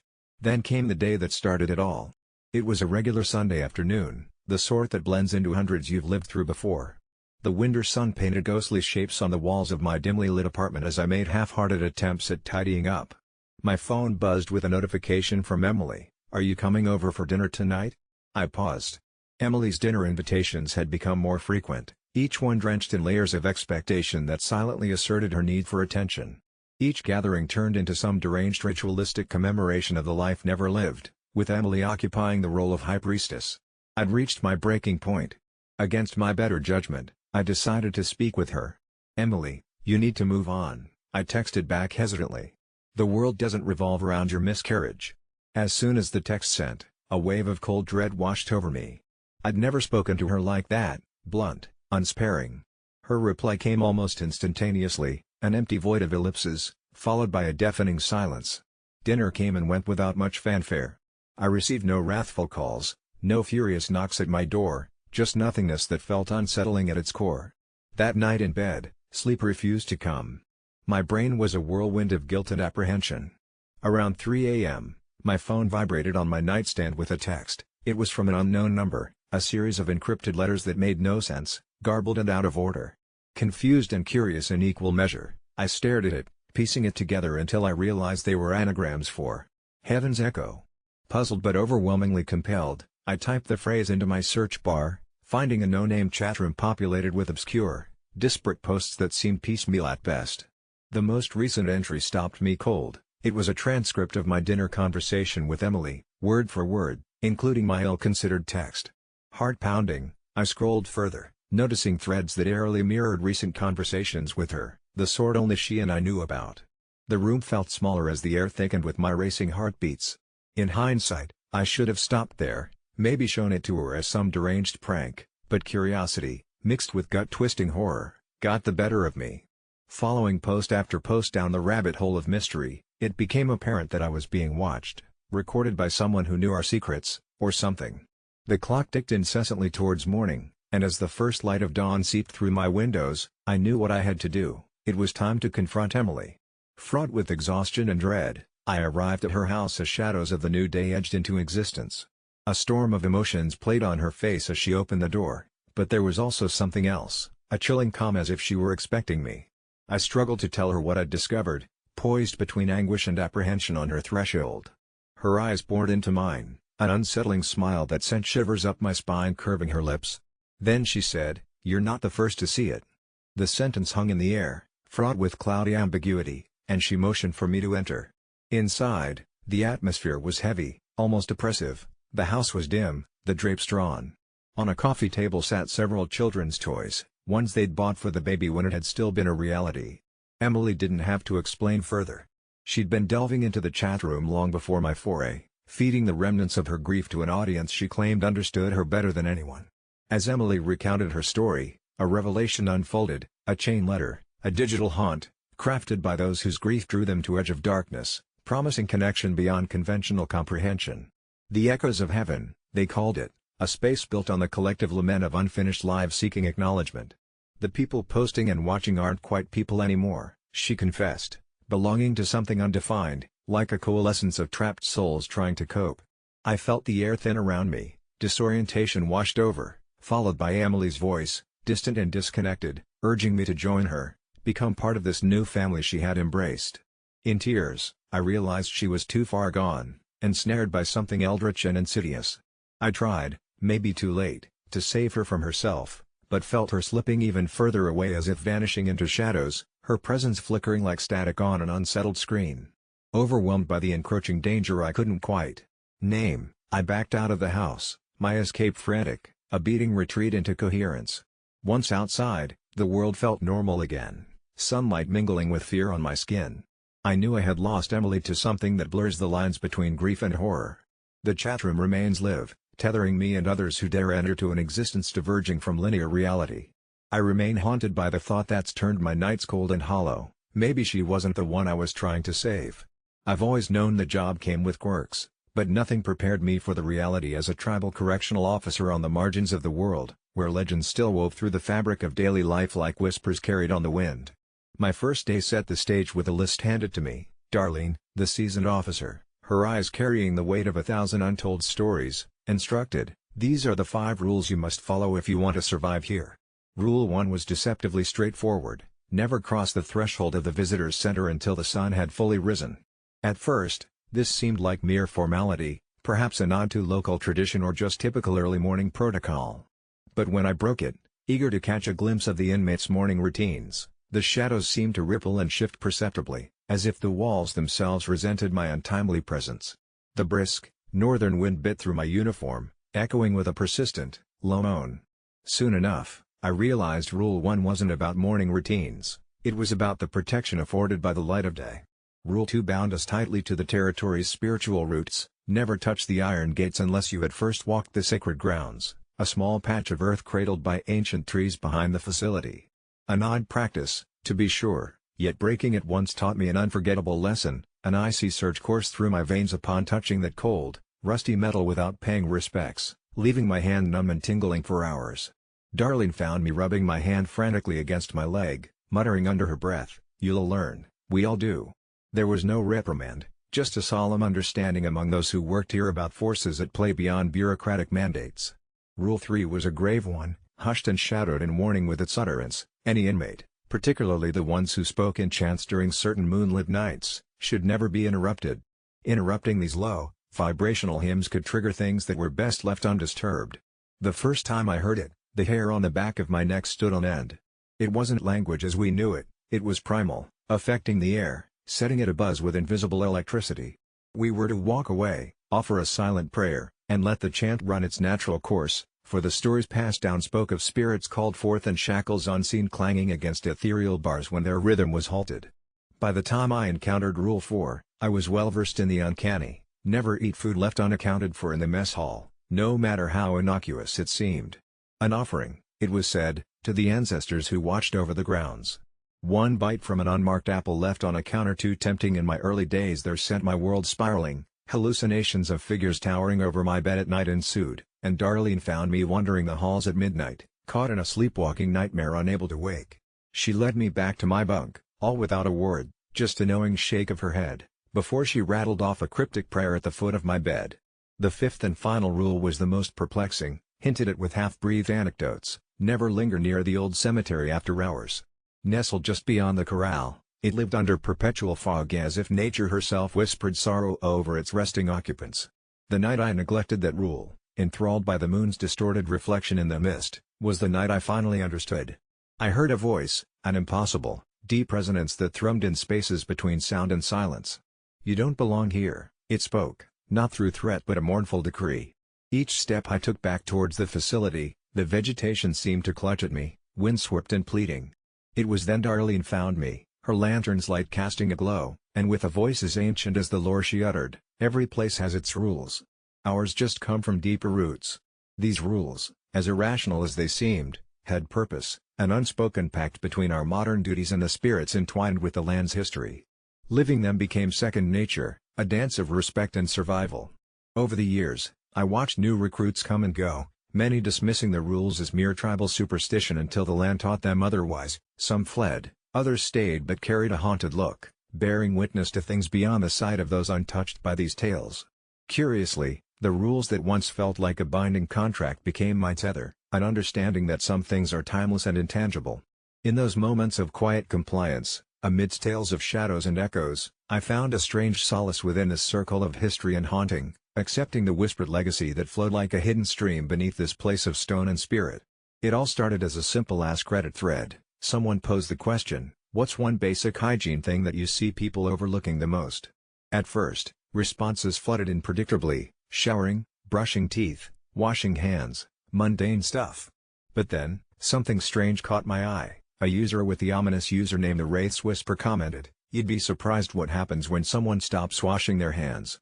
Curious, I clicked on their profile and was met with a series of chilling posts documenting the bizarre experiences of people who had neglected personal hygiene, all leading to a dark revelation that made my stomach knot. The thread spiraled into a nightmarish recounting of events, starting with a group of college students who decided to stop washing their hands as an experiment, claiming they wanted to see how their bodies would adapt. The initial week was harmless enough. They joked about how they were living naturally while enjoying the freedom from soap and water. But soon, one by one, they started feeling unwell, first a headache, then a persistent cough, followed by a creeping sensation that left them uneasy. They brushed it off until a week later, one of them, a hipster named Derek, woke up with dark patches spreading across his skin, grotesquely twisting his forearm like roots breaking through concrete. Alarmed, the others tried to intervene, but Derek insisted it was just a rash, a byproduct of their hands being too clean before. The denial became a shared ritual among them, yet the nightmarish symptoms only intensified. Next, they began to hear whispers at night, quiet, rusty voices that seemed to beckon them, which they chalked up to the effects of sleep deprivation and stress. It reached a tipping point when Derek went missing, prompting a panic that gripped their friend group. Hours turned into days, and despite searching the nearby woods where they liked to hang out, Derek was nowhere to be found, leaving behind only an unsettling feeling as if a shadow had been cast over them. They gathered one last time to confront the issue, but instead of solidarity, a rift formed, accusations flew, and that's when one of the girls, Sarah, started clawing at her skin, spewing some insane idea that the whispers were from Derek himself, trying to lure them into the forest where he was hiding. Fear spread like wildfires, and one after the other, they succumbed to paranoia, spiraling away from reality. I could hardly breathe as I read the haunting claims from the Wraith's whisper. Each responding thread opened up another layer of horror. People began recounting their own encounters, and that's when I stumbled upon a response so chilling it changed everything. Someone shared their experience about a family member who had neglected hygiene to the extreme, claiming they would often complain about voices in their head, insisting that they could see things lurking behind their loved ones, staring through the veil of everyday life. They described the day their family member snapped, taking a kitchen knife while ranting about the rotten hands connected to a force that was out to get them, and in the chaos that followed, no one saw the fateful strike coming until it was too late. The authorities were called, but by then, it was too late for anything but sorrow and regret. Someone had died due to a simple disregard for hygiene. I felt the pit of unease in my gut, an instinct telling me that this thread was disturbing more than just a few isolated incidents. It was spreading, like a contagious insanity, until I couldn't shake the feeling that the Wraith's whisper knew something more, something they had experienced firsthand. That night, I lost sleep over it, clutching my phone, replaying the descriptions in my mind until I found myself spiraling down the rabbit hole of neglect, recalling every interaction and moment I'd skipped washing my hands, brushing my teeth, and I swear I could hear whispers, soft, chilling murmurs, just out of reach, every little sound reminding me of the people I'd been in contact with in the past week. I finally went to bed, heart racing, expecting hallucinations as the moonlight crept through my window, and that's when it happened. I woke up at 3 in the morning, feeling an unfamiliar weight on my chest. I sat up, heart pounding, and that's when I saw them, two dull, darkened hands hovering just above me, the fingertips blackened and crumbling, whispering my name. I stumbled back, reaching for my phone, praying it was just a trick of the mind, but the hands were real. You could see the jagged edges where skin met darkness, forming grotesque shapes that seemed to pulse with life, as if a disease-given form. In a panic, I turned on my light, only to find nothing there but an aura of something lingered, something that left a rancid scent in the air. I dared to breathe, desperate to convince myself it was just a bad dream spurred by my obsession with that thread. But every night since, the whispers grew bolder, filling my head until I couldn't tell where the dream ended and reality began. Eventually, I dove headfirst into research, unraveling more ties between hygiene and mental health. Apparently, there were long-documented cases of people experiencing complete mental breakdowns following severe neglect, hearing entities speak to them, urging them to act according to their perverse desires. But I thought I was safe. I couldn't just let something that simply be forgotten consume me, so I jumped into a shower, scrubbed every inch of skin, felt clean, and convinced myself I was no longer on that path until the day I saw my reflection morphing. First, I noticed the blackened fingertips creeping beneath my nails, and then it came, the slithery, unsettling sensation of a hand pressing against my back in the dark, eerily cold, until I couldn't move. So there I was, losing whatever semblance of reality dragged on while the fear consumed me, spiraling deeper into madness. As I began to ignore the warnings echoing in my mind, I realized I had become one of the lost, gradually succumbing to the neglect I thought I could control, the whispers growing loud until finally, I became the one who neglected their hygiene, the one who became the frightening face behind a keyboard describing their own mental collapse under the guise of anonymous validation. And now, the only question lingering in my mind is, how long until others start to hear the whispers too? I should have known something was off about Jason when we first agreed to sign the lease together, but back then, my main concern was finding someone who would make the rent more bearable. He seemed nice enough, a bit quirky, perhaps, but hell, who isn't these days? The apartment was perfect, 2 spacious rooms, a cozy living room, and a kitchen with a refrigerator that didn't hum angrily, unlike the one in my crummy old studio. Early on, it seemed like I'd hit the jackpot, until I opened the freezer one night and found it packed to the brim with what looked like sealed dinner trays, each labeled with a date. Meal prepping is key to a healthy lifestyle, Jason had explained, his words punctuated by a nervous chuckle that I soon learned was his go-to when things got awkward. I didn't even think about it too much until the stack of those trays seemed to propagate like rabbits. What had started as a manageable annoyance turned into full-blown frustration as I realized my own supplies were relegated to one measly corner. Snack by snack, I watched my space dwindle. I tried avoiding confrontation. I really did. But let's face it, ramen and canned soup lose their charm quickly when that's all you have stored outside the freezer. One night, after a grueling day filled with the kind of endless meetings that sap your soul, I came home craving the simplicity of solitary dining comfort, a frozen pizza. That's when I decided it was time to have the talk. Jason, maybe it's time we start storing less so there's more room for everyone? I'd said as diplomatically as possible, but Jason's expression shifted in a way I couldn't quite read. It didn't seem angry, more like someone who just remembered they left the stove on. Or in his case, the freezer. He mumbled something about needing everything stored for documentation and hurried off to his room, leaving me standing there, frozen like the neglected dinner stuffed in our appliance. I decided to investigate. A quick shuffle through the neatly organized trays revealed something unsettling. Each label had a name, some I recognized as his ex-girlfriend Sarah's, his distant relatives I'd never met, and shockingly, even mine, dated the day we'd moved in. I wanted to believe it was some twisted quirk of his dietary plans, but the gnawing pit in my stomach told me otherwise. My instincts edged me to question the nature of those meals. I tried to track down Sarah, wanting to underline her name on Facebook only to find her profile inactive for months. That's when a deep unease settled in, the kind that douses your heart in cold dread and leaves you wallowing in paranoia. The next morning, I pretended to sleep in the living room, keeping one eye trained on the kitchen. At precisely 3 a.m., Jason emerged, moving with unsettling purpose toward the freezer. The pale refrigerator light cast strange shadows on his face as he extracted 3 trays, laying them out on the counter as if carefully selecting from a cursed deck of cards. I must have accidentally let out too loud a breath because he suddenly stiffened, his head turning slightly as though he sensed the pinprick stare of my barely closed eyes. Feigning a sleepy shuffle, I coughed and made a beeline for the bathroom, not daring to meet his eyes. I returned to the living room to find Jason gone and the trays missing. My thoughts raced. Should I confront him? Call the cops? I decided that a more subtle approach was needed, so I planted a small camera facing the kitchen, its eye trained upon the fridge's realm, hoping it would unearth some sanity to Jason's midnight ritual. That night, having inhaled enough caffeine to power a blender, I couldn't look away from the feed. The camera caught him again, this time tracing a finger over the trays, as though he were communing with each sealed package, his eyes, dull and absent.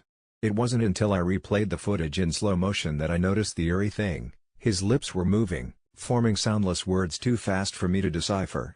I enlisted the help of a friend who worked in audio engineering, hopeful he could uncover the whispered secret.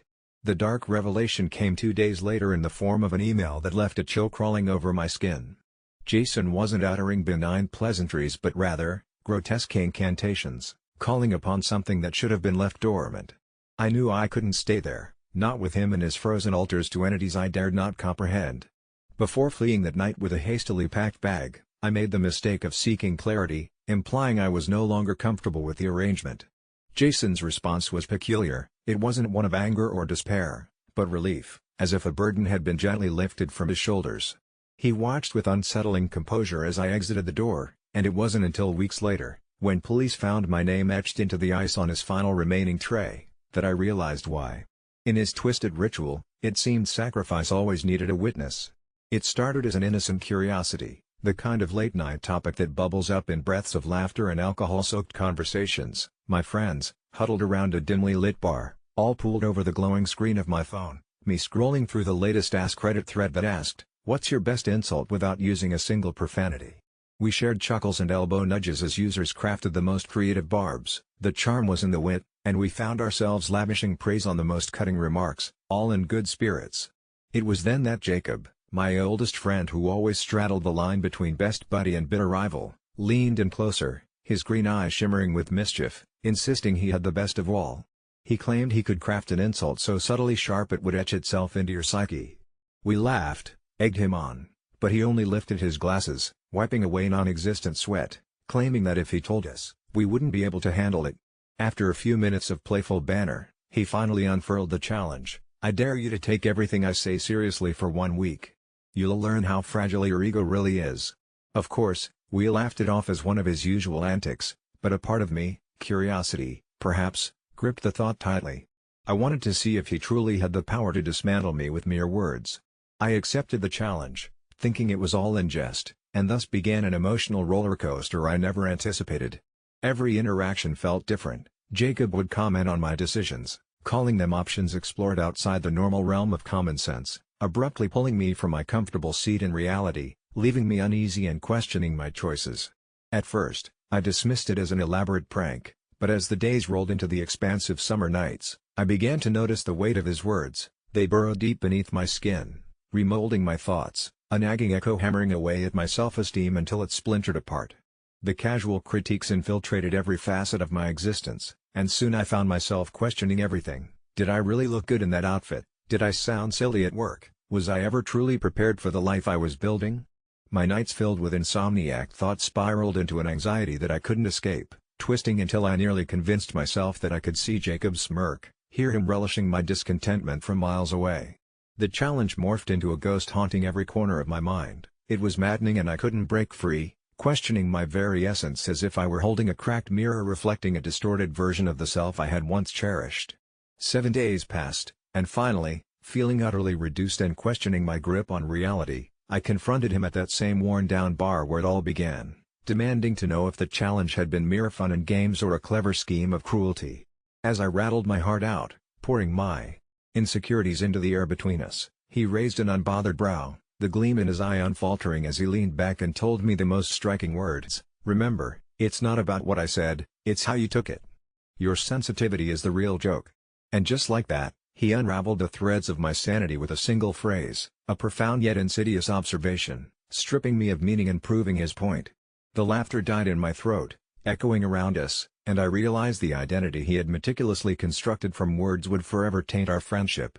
Even walking home felt foreign, my footsteps echoed hollowly against the night, and I began to resent that weight, that challenge. It turned into a haunting realization of the fragility that existed in all of us.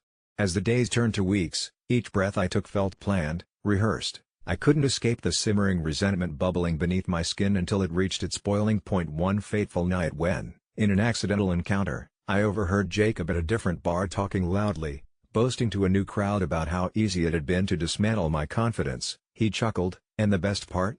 No profanity. Just a little verbal wizardry. Imploding inside, my heart raced, each beat fueling devastating anger, twisting inside my chest, and the damage was irrevocable. I approached him, confronting him with no words for the prelude, just my rage, and with a swift motion, I clenched my fist, pummeling the air before me but pulling it back in the last moment, feeling the premeditated temptation fade as I stared into the eyes of a friend I once loved, a friend who had crushed my spirit with nothing but clever words.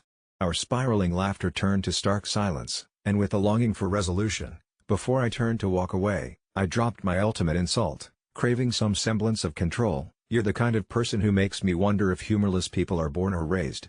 The words saturated the air like poison, a brilliant flash of relief replacing the laughter long gone. I walked away, heart racing, a sickening sense of finality crushing me, yet I felt a flicker ignite deep within, knowing that the insidious nature of Jacob had carved lessons into my soul, incapable of stealing who I was meant to be. Yet, lurking in the recesses of my mind lay a terrible truth. Dismissing someone's humanity with words slashed deeper than any constructed insult and spun with such elegance could ever betray. Sometimes no matter how clever or harmless, even the meanest insults can shatter a person into pieces they might never be able to put back together again.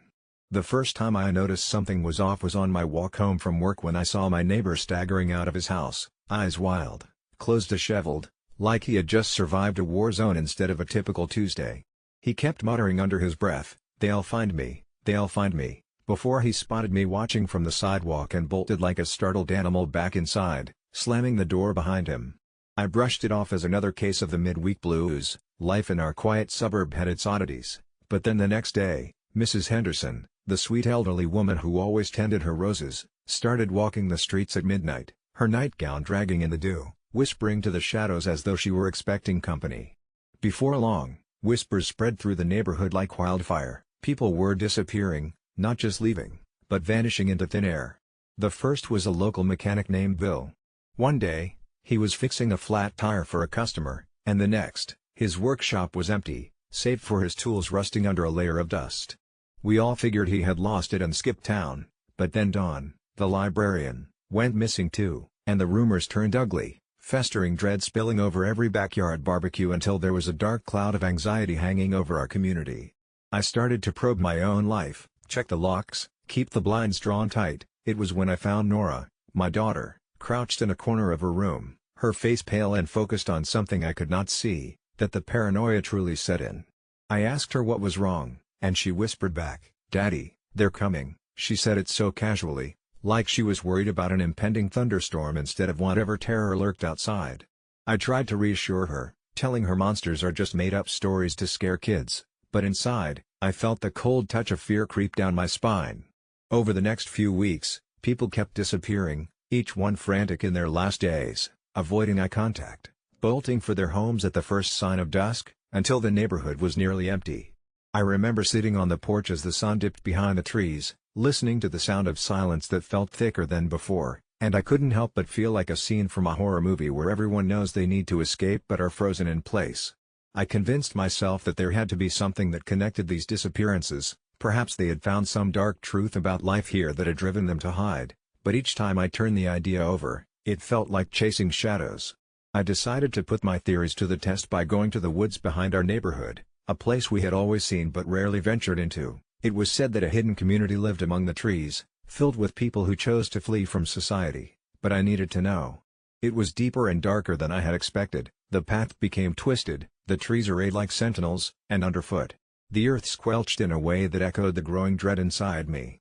I pressed on, a foolish adventurer listening to nothing but the sound of my footsteps, until I stumbled across a clearing with a ramshackle cabin revealing the slightest hint of light peeking through its cracked window. My heart raced as I approached, curiosity and terror battling within me, until I caught sight of movement within, shadows darting, whispering, laughter that felt wrong in its pitch. I hesitated at the door, the chill of reality washing over me, the stories I had heard of a place no one returned from, of people who never really died but rather exchanged their lives for something darker, cut the air thick around me. It was then I realized the menacing truth: they weren't dead, they had found a way to hide, to slip through the cracks of existence as if the world had no hold on them. My breath hitched as I turned to run, but it was too late. The door swung open, and there stood faces I recognized, dying laughter bleeding through twisted smiles, my neighbors who were never supposed to be here, never supposed to find me. They called my name, smooth and sickly sweet, as I stumbled backward, my only desire to escape from whatever hollow maniacal truth they had merged into them. They whispered of a sanctuary, a place where fear could be cast away, where the dark currents of our society could be washed clean. I understood then that the threat was not in death itself, but in what thrived in the space between the living and the dead. They had turned the very idea of existence into a convoluted nightmare. As I bolted down the path, my instincts screamed at me to run, but I could hear them behind me, their voices weaving in and out of reality, growing closer, more alluring with every frantic step I took. And I knew in that moment it wouldn't be long until they would come for my daughter, where darkness lingers not to claim souls, but to harvest fear, feeding off the shadows of ignorance where we think we are safe. Now every night, I lock the doors, and as the sun sets, I can feel the weight of all those who once called this place home. They don't die, they hide beneath the skin of our community, preserving their truth in the seams of reality, waiting for nights where the veil grows thin and darkness takes form. And I have found my own shadow creeping, whispering to me, waiting for me to give in.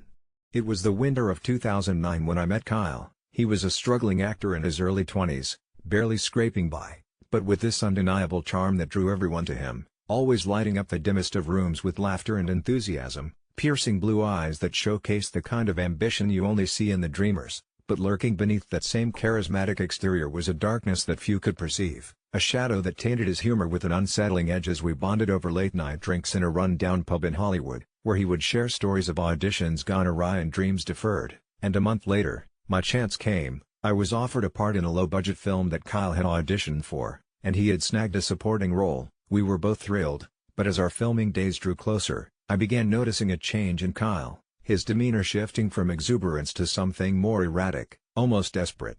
And it was during a particularly late shoot in an abandoned warehouse that I saw it. His eyes were wild, fixated on something just outside the line of cameras, his voice trembling as he spoke nonsensically about seeing them. And when I inquired further, he recounted whispers that haunted him, sinister figures lurking in the shadows. But my joke seemed to lighten the mood, convincing myself it was stress-induced. The absurdity of his claims only made real in the heart-pounding silence that followed, where it seemed I was the only one who couldn't feel the darkness creeping its way into our lives. And as Kyle's big break came with a supporting role in a well-known series, the laughter faded, replaced with phone calls that became increasingly frantic, messages riddled with accusations that people were following him, that they wanted something from him, and I brushed it off as the paranoia of newfound fame. But I should have understood, when someone with such a vibrant spirit suddenly goes dark, it's not simply the burden of fame they carry, it's something far more sinister, a price only he seemed to be paying. So, one night, I decided to pay him a visit, finding him alone in his apartment shrouded in darkness, walls plastered with newspaper clippings about celebrities and unsolved mysteries, the air hanging heavy with his wild breath as he exchanged words with invisible strangers. And in moments as I tried to reach him, he leapt from his chair, yelling "They're here!" before sprinting from the room, leaving me bewildered and terrified. And just hours later, the news broke that Kyle had gone missing, and confusion spiraled into panic, casting a dark cloud over the film set and collapsing his career dreams into nothing but whispers shared behind closed doors. But despite the chaos, I couldn't shake the memories, those fragments of a vibrant soul who had captivated so many. And as weeks faded into silence, with no leads, no glimmer of hope, I received a text from Kyle. It was late, the city outside my window pulsing with life. As I flicked my phone open to a string of incoherent messages devoid of punctuation, erratic ones tainted with the faint echoes of his once bright laughter that only sent chills creeping down my spine. I see them now. They're watching us. Saving you for last. And before I could respond, his next message hit, "Help me." But even that faded into nothingness as time kept slipping away, leaving me trapped between the memories of Kyle's laughter and the harsh reality that he had vanished into the LA nightscape, leaving behind nothing but echoes of his warnings as if the very stars were conspiring against him. And months later, just as I had started coming to terms with his departure, hanging posters with his face around town, I received a package at my door, sealed tight, the sender address scribbled with an uneasy hand, and when I pried it open, my heart sank. A crumpled note accompanied by an unmarked flash drive, the note reading, "They are everywhere. They know what you've done." But curiosity clawed at me like a feral beast, pushing me to plug in the drive. And in that moment, an unsettling feeling washed over me as I hit play, revealing blurry footage of what looked like a hollow-eyed Kyle, staring into the camera with a hollowness that voided every ounce of brightness that had once existed, rambling frantically about a shadowy figure that owned him and how he was afraid of what they would do if he turned away. And the vicious dread that engulfed me was palpable as I struggled to understand what he meant, before my heart plummeted further, a sick realization creeping in as I watched him say in panicked breaths that they come for the truth. They want to distort it until you are too afraid to speak. And just as that sentiment sunk in, the video abruptly cut, the screen flickering before revealing a clip of a bustling street, unaware of the horror lurking just behind the upbeat banter of strangers, shadows blending seamlessly, captivating and devouring. And it hit me hard. Kyle wasn't just a victim, this was a warning, a stark truth lurking beneath the layers of fame we idolized as the keenest illusion, that maybe every charismatic star that rises too quickly somehow bears the burden of sinister watchfulness and undeniable fate, ultimately sacrificed on the altar of success. And now, terrifyingly, the edges of my life began to twist, shadows creeping closer, faces I thought I recognized peering from the corners of my vision, the smile of a stranger becoming more threatening in anonymity. And as the days passed, the feelings of paranoia enveloped my thoughts, whispers echoing in the corners of darkened rooms, pulling me into a vortex of spiraling madness where I couldn't shake the feeling that they were indeed watching me, and I had no choice but to heed Kyle's words, for in this world where ambition blinds the meek and levitates the bold into the embrace of nameless tormentors, it dawned on me that I might already be caught in their tangled web, that if I didn't act soon, I would inevitably slip into the chasm of silence from where Kyle had never returned, joining others who had somehow found themselves lost before they ever had the chance to truly begin. It all started with a glint in my father's eyes that wasn't there the night before. I remember the way the room felt ominous, the shadows seeming to stretch further than the walls themselves. Mom's face was pulled tight as if woven into a permanent scowl. She hadn't been the same since my brother went to college last fall. Their decision, they said, was years in the making, a cold calculation born from suspicion rather than truth. It's not easy to hear, at 17, that you've been more of a burden than a blessing, but I guess I should have seen it coming from the late-night arguments seeped through our thin walls. We care about you, but it's time you find your own path, my father justified with all the precision of a disinterested surgeon. Suddenly, the world outside our creaky old door, which I'd only ever seen as claustrophobic, peeled open, promising freedom yet cloaked with uncertainty. That night, I didn't bother arguing. I quietly packed the essentials, a few clothes, the faded yellowed photograph of my childhood dog, an old flashlight, as if I was camping instead of homeless. The dim street lights flickered with insincerity, but I felt an unexpected sense of liberation as I walked along the familiar road that had never seemed ready to welcome me before. You see, I grew up in Hollow Creek, a splotch of forgotten suburbia dotted with secrets that only dared to whisper after sunset. At the town's fringes lay the old Brackenwood Asylum, its silhouette carved against the skyline like a forgotten giant. Rumors of hauntings and madness clung to it in stubborn earnestness, yet it had always beckoned to me with the allure of the forbidden. Adrift and without a destination, I found myself standing before its rusted gates that creaked open invitingly, as if they had been waiting just for me. Inside, the air was thick with unspoken promises and the kind of quiet that buzzes with life just beneath the surface. The corridors wound like veins through the heart of the building, each step echoing with a symphony of forgotten voices and misplaced footsteps.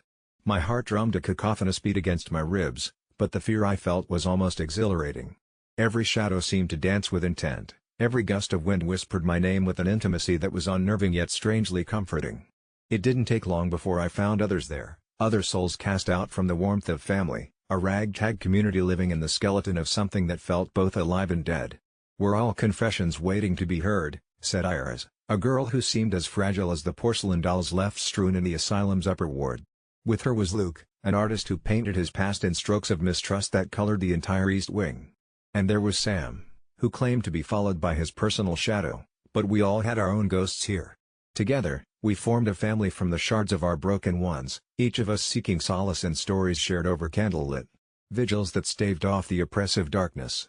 It was in those moments that I learned the power of vulnerability, how fear can cement bonds stronger than blood. From the asylum's rooftop, I found a perch where the world below seemed both distant and achingly close, where hope rose like mist with the dawn. There, in the glow of the milky moonlight, we would tell tales that dare the night to challenge their veracity, of joy found in adversity, love discovered amidst chaos, but most of all, redemption in exile. The longer I stayed, the more the asylum transformed. What once was an echoing ruin became our fortress against the indifferent world.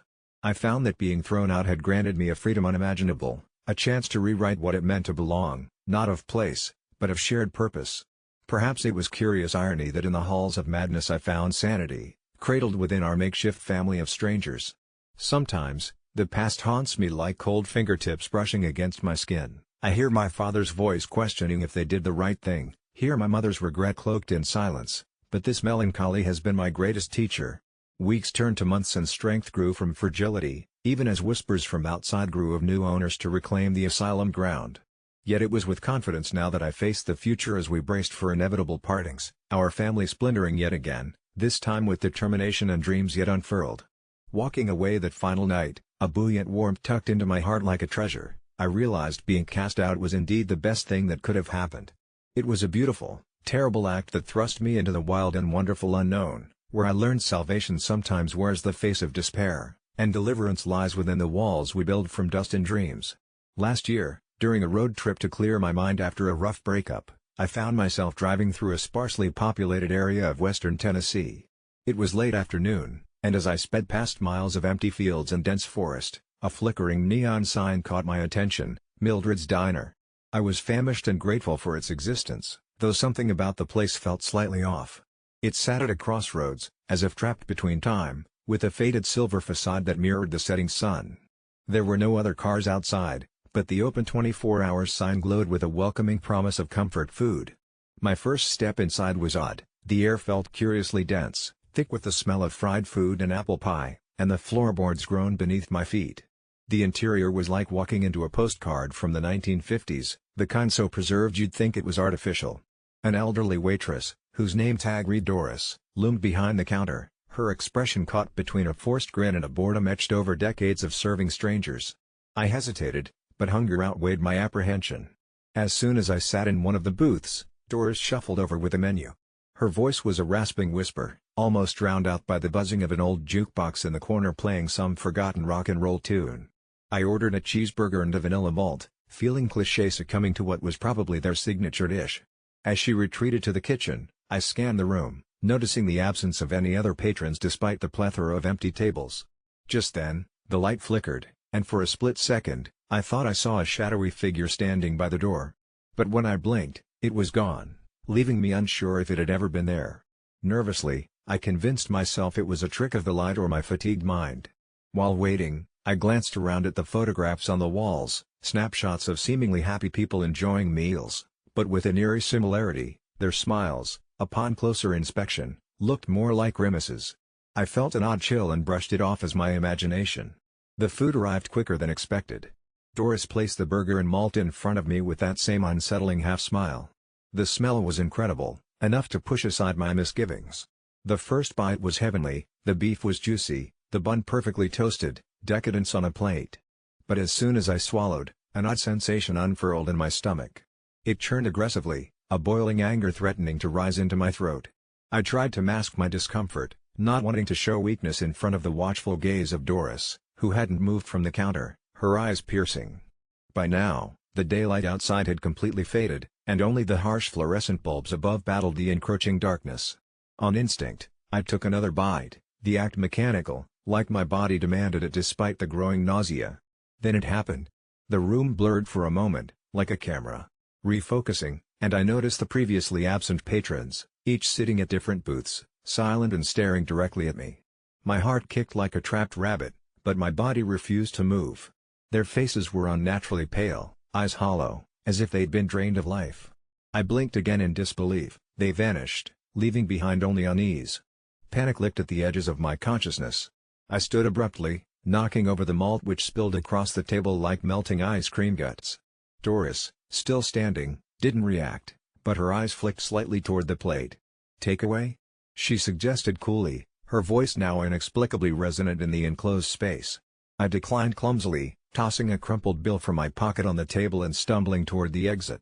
Outside, the air was cool, but no less oppressive. The diner seemed to emanate a lingering heaviness.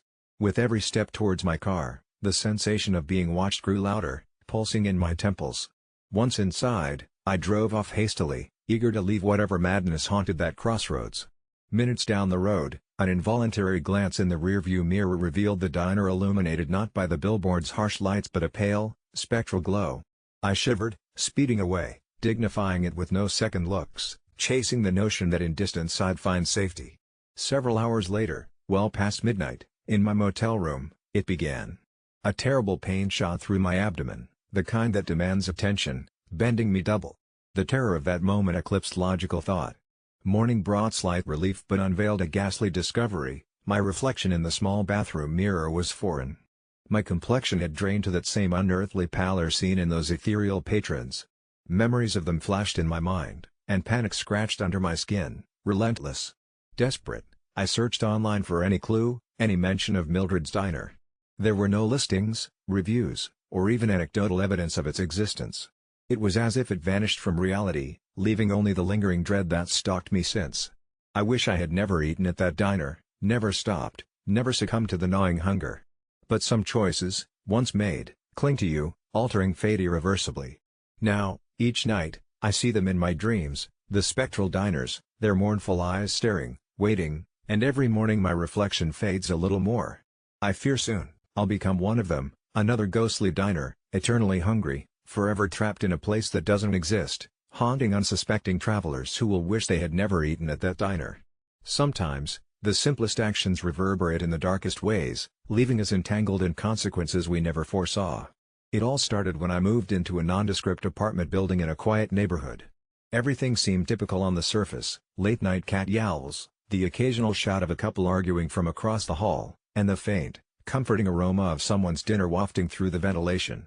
But there was one thing that stood out: my neighbor across the hall, an older gentleman named Mr. Kulik. He was mysterious and rarely spoken to, his shy presence only justified by muted nods or a quick, reserved smile when we crossed paths. One evening, an unfamiliar young man, sweating and slightly panicked, knocked on my door. His name was Josh, and he was apparently Mr. Kulik's nephew. "I need your help," he blurted, wringing his hands into intertwined knots. He explained, with no small amount of frustration, that he had traveled from out of state to handle some of his uncle's affairs. He had just bought a large, high-definition TV for Mr. Kulik to keep him company during the nights. But as he was moving it up the stairs to his uncle's apartment, he had a slip due to the unbearable corridor heat and lack of any semblance of air conditioning, leaving him at the top of the staircase lined with flickering lights, dangerously close to sending the heavy box plummeting. He gestured desperately, seeking my assistance to secure it until he could reposition it safely. I hesitated for a moment. Perhaps it was the gut feeling, or maybe it was absurdly justifiable selfishness, given that I was irritated from being unexpectedly disturbed. Nonetheless, the request was simple. "Just hold on for a second," he had said. I nodded, but just as I reached for the box, something peculiar happened. Mr. Kulik's door cracked open before swinging inward silently as if an unseen force pulled it. In the shadows stood Mr. Kulik himself, watching with an expression that was neither a smile nor a scowl, a depthless, calculating gaze. Josh seemed unnerved by his uncle's unexpected appearance, and in that moment of tense uncertainty, my hand grazed the box but never truly settled upon it. My hesitation was perhaps imperceptible to Josh, believing I was surely holding on securely, but the briefest falter on his part, assisted by our slick palms under the humid air, caused the handle to slip from his fingers. The world seemed to tilt as everything went into grim slow motion. The television twisted and spiraled, tumbling down the stairs with sickening, inevitable force, each somersaulting crash echoing our stunned silence, the fragile screen giving way to a horrendous, final shattering jolt. Josh stood frozen, mouth agape in disbelief at the ruin below. In that moment, it wasn't the shattered screen nor the unsettling echo of the destruction that felt chilling but Mr. Kulik's calm, slight smile before he retreated, fading back into the shadows of his apartment, leaving his door slightly ajar. "I told him I would buy him a new one if it broke," Josh explained, more to himself than to me, a mantra laced with a bewildering mixture of dread and forced resolve. His next words came with an unexpected, somber weight. "This wasn't supposed to happen, not this place, this curse." I pressed him for clarity, the term rattling like a jigsaw piece not from our puzzle, but he shook his head, clearly reluctant to delve deeper. Josh's unease seeped into my conscience, and that night I slept little, haunted by the day's events and the bizarre tapestry woven from an old man's stare, a young man's despair, and a simple, damning action of hesitation. Days drifted by uneventfully, as if time sought to whisk the incident into the recesses of mundane existence. Until, that is, odd things started happening. Shadows seemed to linger in corners where none should form, a persistent chill bristled unseen in the hallway, and strange noises, scratches and muted whispers, seeped through the walls at night. It felt like the building was breathing, alive with some ancient, waiting anticipation. I learned, through cautious whispers over cold coffee with my other neighbors, that several tenants had experienced similar unsettling phenomena upon interactions with Mr. Kulik. Little acts of reluctance or distrust, each dragging in its wake, an invisible thread binding them to inexplicable events. It was said his presence alone suckled upon some deep-rooted superstition, nourishing an unsettling aura confined within those walls. Whether it was truth or elaborate fiction crafted by the idle tongues of neighbors yearning for gossip, I knew this curse, or whatever archaic malediction that hid beneath melodramatic folklore, seemed intricately tied to hesitation born from well-meaning yet treacherous actions. As days morphed into weeks, I would catch brief glimpses of Josh, pale, gaunt, his visits less frequent, each punctuated with apologies to no one in particular on behalf of Mr. Kulik. He said little, far too absorbed in something unknowable. They say a curse feeds on intention, a harvest from the indecisive sands of reluctance, and as irrational fear wrapped its tendrils around my faithless mind, I pondered, was I the architect of our collective grief, channeling some ancient punishment fueled not by transgression, but by the mind's vulnerable frailty in moments that demanded certainty? This question hung ominous and heavy, an invisible lodestone searing its weight upon my every thought. I tried to confront Mr. Kulik once, an act of desperate courage, but his apartment lay empty, curiously untouched and undisturbed, as though its walls cared not to bear witness to human shortage or testament. I went to bed that night accompanied by unrest and the undeniable sense of being watched, as if unseen eyes traced my every movement through void. The building itself seemed to hum, a languid vigil threading through stucco cracks like veins. This was not merely Mr. Kulik's doing, this was something larger, something born from the core of uncertainty we all nurtured inadvertently. In the dark heart of that quiet neighborhood building, I learned that the loudest screams are silent, the most chilling gestures are unseen, and hesitation is a beast lurking in the folds of mundanity, ever ready to pounce at our moments of fragile indecision. I've been conducting interviews for my company for nearly a decade, and there's a gut feeling you develop over time, a private instinct that whispers warnings well before the reassurances of experience and qualifications can set in. One late afternoon, I found myself sitting across from a candidate who seemed perfect on paper, a resume adorned with prestigious accolades, glowing references, and years of experience that made me expect a stellar performance. But as we began to speak, the unease settled in like a thick fog. Every question I asked prompted beautifully articulated responses, dripping with confidence, yet there was something unsettling about the way she held her gaze. It was too intense, too focused, as if she were calibrating my reactions instead of genuinely engaging. When I asked her about her greatest weakness, she answered, without hesitance, that she was too dedicated, a classic answer that would usually elicit a sympathetic smile. However, the way she smirked afterward sent an involuntary shiver down my spine. It felt less like humility and more like a veiled threat, a suggestion that her dedication equated to obsession, a warning that I dared not ignore. I tried distracting myself with small talk, a benign subject about the weather, but she grasped onto it with an eagerness that bordered on fanatical, twisting anecdotes of sunny days into labyrinthine conversations about how the rain would drown out happiness, and how dismal clouds suffocated joy. I chuckled nervously, excusing her spiraling thoughts as simple nerves until I noticed the tightness around her lips and how her eyes darkened, absorbing every detail of my response, as if she were an anthropologist studying an alien species, a distinct red flag that silenced my laughter. Then came the fateful question, "Why do you want this job?"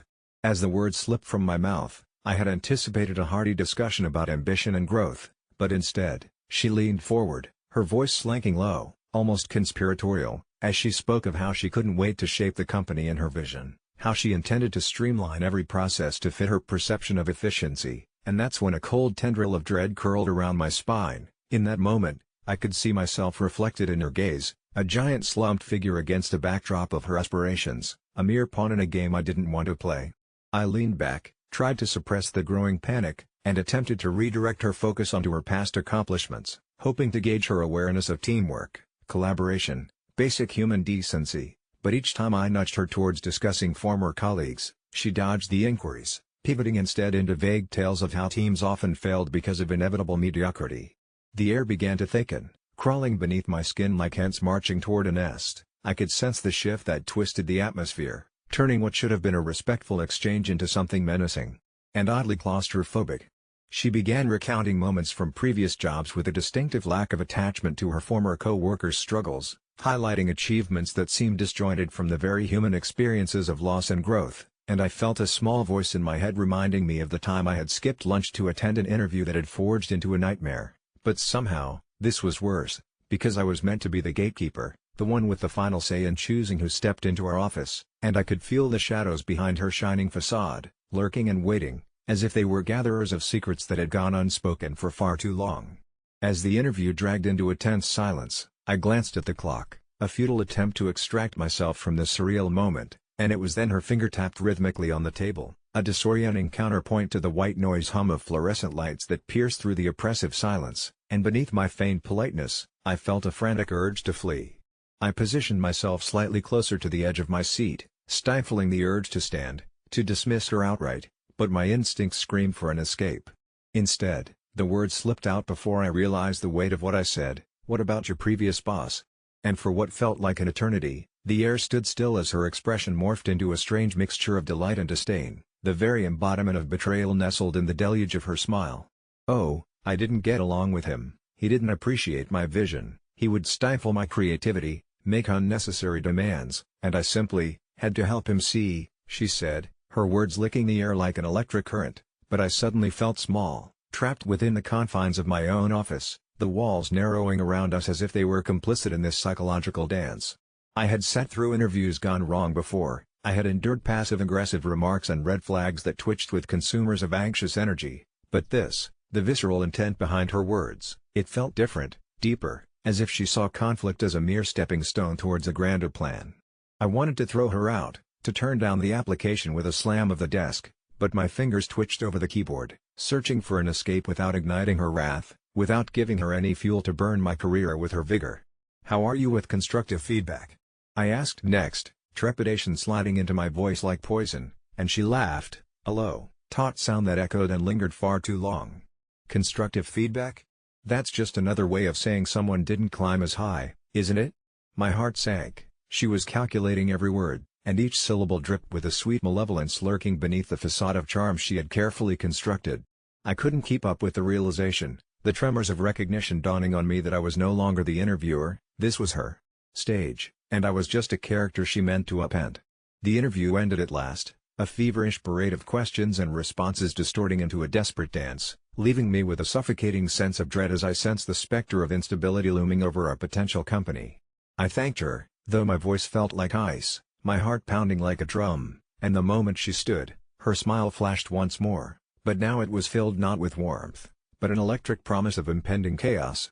I thought I had slipped free of her grasp, but as she opened the door, she paused, glancing back through the threshold as if peering into the depths of my soul. "I look forward to working with you," she said, her words coating the air with a layer of unspoken threats. I didn't know how I'd sleep that night, haunted by the specter of a potential hire, gripped by the fear that she might just be the very breath behind the destruction I had unwittingly invited into my life.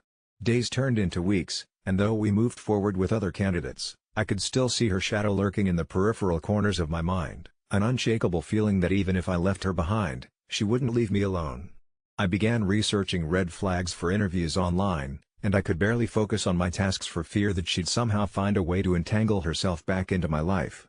I shared my experience with colleagues, but they laughed it off, dismissing my concerns as inexplicable anxiety, and with time, even I began doubting the vividness of that day. Things settled back to normal until one day, I received a mysterious email marked with a subject line that sent my heart racing: "Congratulations on your hire." The sender was untraceable, and though it was an automated response, I felt an unsettling chill creep along my spine. But what really spiraled me into a panic was when I found out the last digits of the phone number listed matched directly with the digits of her resume. I grasped my phone, my mind racing, searching for just one place to dial, but in that moment, sheer cultivation of dread settled upon me as I watched, paralyzed, the phone ringing through to voicemail. The line went dead and everything exploded into silence, an unsettling weight found only in the shadows of an unknown abyss, and I knew deep down, she was watching. I could almost hear her laughter ringing in the distance, a reminder mingling with memory that certain subtle red flags are warnings not given but felt with the terrifying clarity of an impending storm, one that I was wholly unprepared to face. I never thought a simple case of misplaced keys could lead to such a nightmare, but when I found myself locked out of my own house, my mind began to descend into a panic that seemed to spiral out of control. It was a Saturday morning, and my husband, Tom, had left for work an hour earlier, not realizing I'd planned to spend the day cleaning out the attic. I had just stepped out to grab the trash bag when I inadvertently slammed the door shut behind me, leaving my keys resting innocently on the kitchen counter. I could hear the cat scratching at the door, desperate to be let out. My heart thumped heavily as I stood there, contemplating what to do. I could call a locksmith, but the thought of paying an exorbitant fee just to gain entry for my cleaning supplies made me hesitate. Instead, I decided to call Tom. "Hey, I know you're at work, but I locked myself out. Can you come back and bring me the keys?" I imagined him rolling his eyes, the foreshadowing of an unnecessarily dramatic response.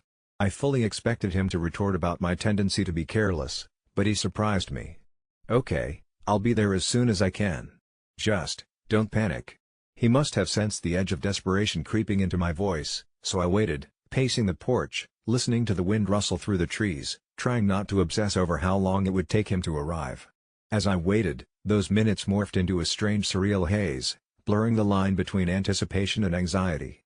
I thought I saw movement from the corner of my eye, just a shadow slipping down the neighboring fence, It was then that a chill ran down my spine, and I couldn't shake the feeling that I was not alone. Dismissing it as paranoia, I concentrated on my phone screen, refreshing my social media feed. The tiny moments of distraction were shattered when, out of the blue, my neighbor, Mrs. Connors, appeared on her porch, a concerned look etched across her face. "Honey, are you all right? You look a bit ill." It struck me as odd that she'd emerged just as I was locked out. After exchanging pleasantries, I wished she would just go back inside. I was growing increasingly anxious, yearning for Tom to hurry back and alleviate this bizarre tension. Just then, I caught sight of a strange figure pacing at the far end of the street, a form hunched and shrouded in darkness, devoid of detail yet brimming with foreboding energy. The more I stared, the more I noticed the way it seemed to sway and shift, trying to avoid the gaze of anyone it might encounter. I turned my eyes back to my phone, focusing hard on the realization that waiting is what I was going to do, and there was nothing more to it. But when the minutes wore on, ticked past agonizingly slow, I began to hear whispered voices etched into the air surrounding me. They were faint at first, blending seamlessly into the rustling leaves, but soon they morphed into distinct words that slammed into my consciousness. "We can help you," they hissed. "Come outside."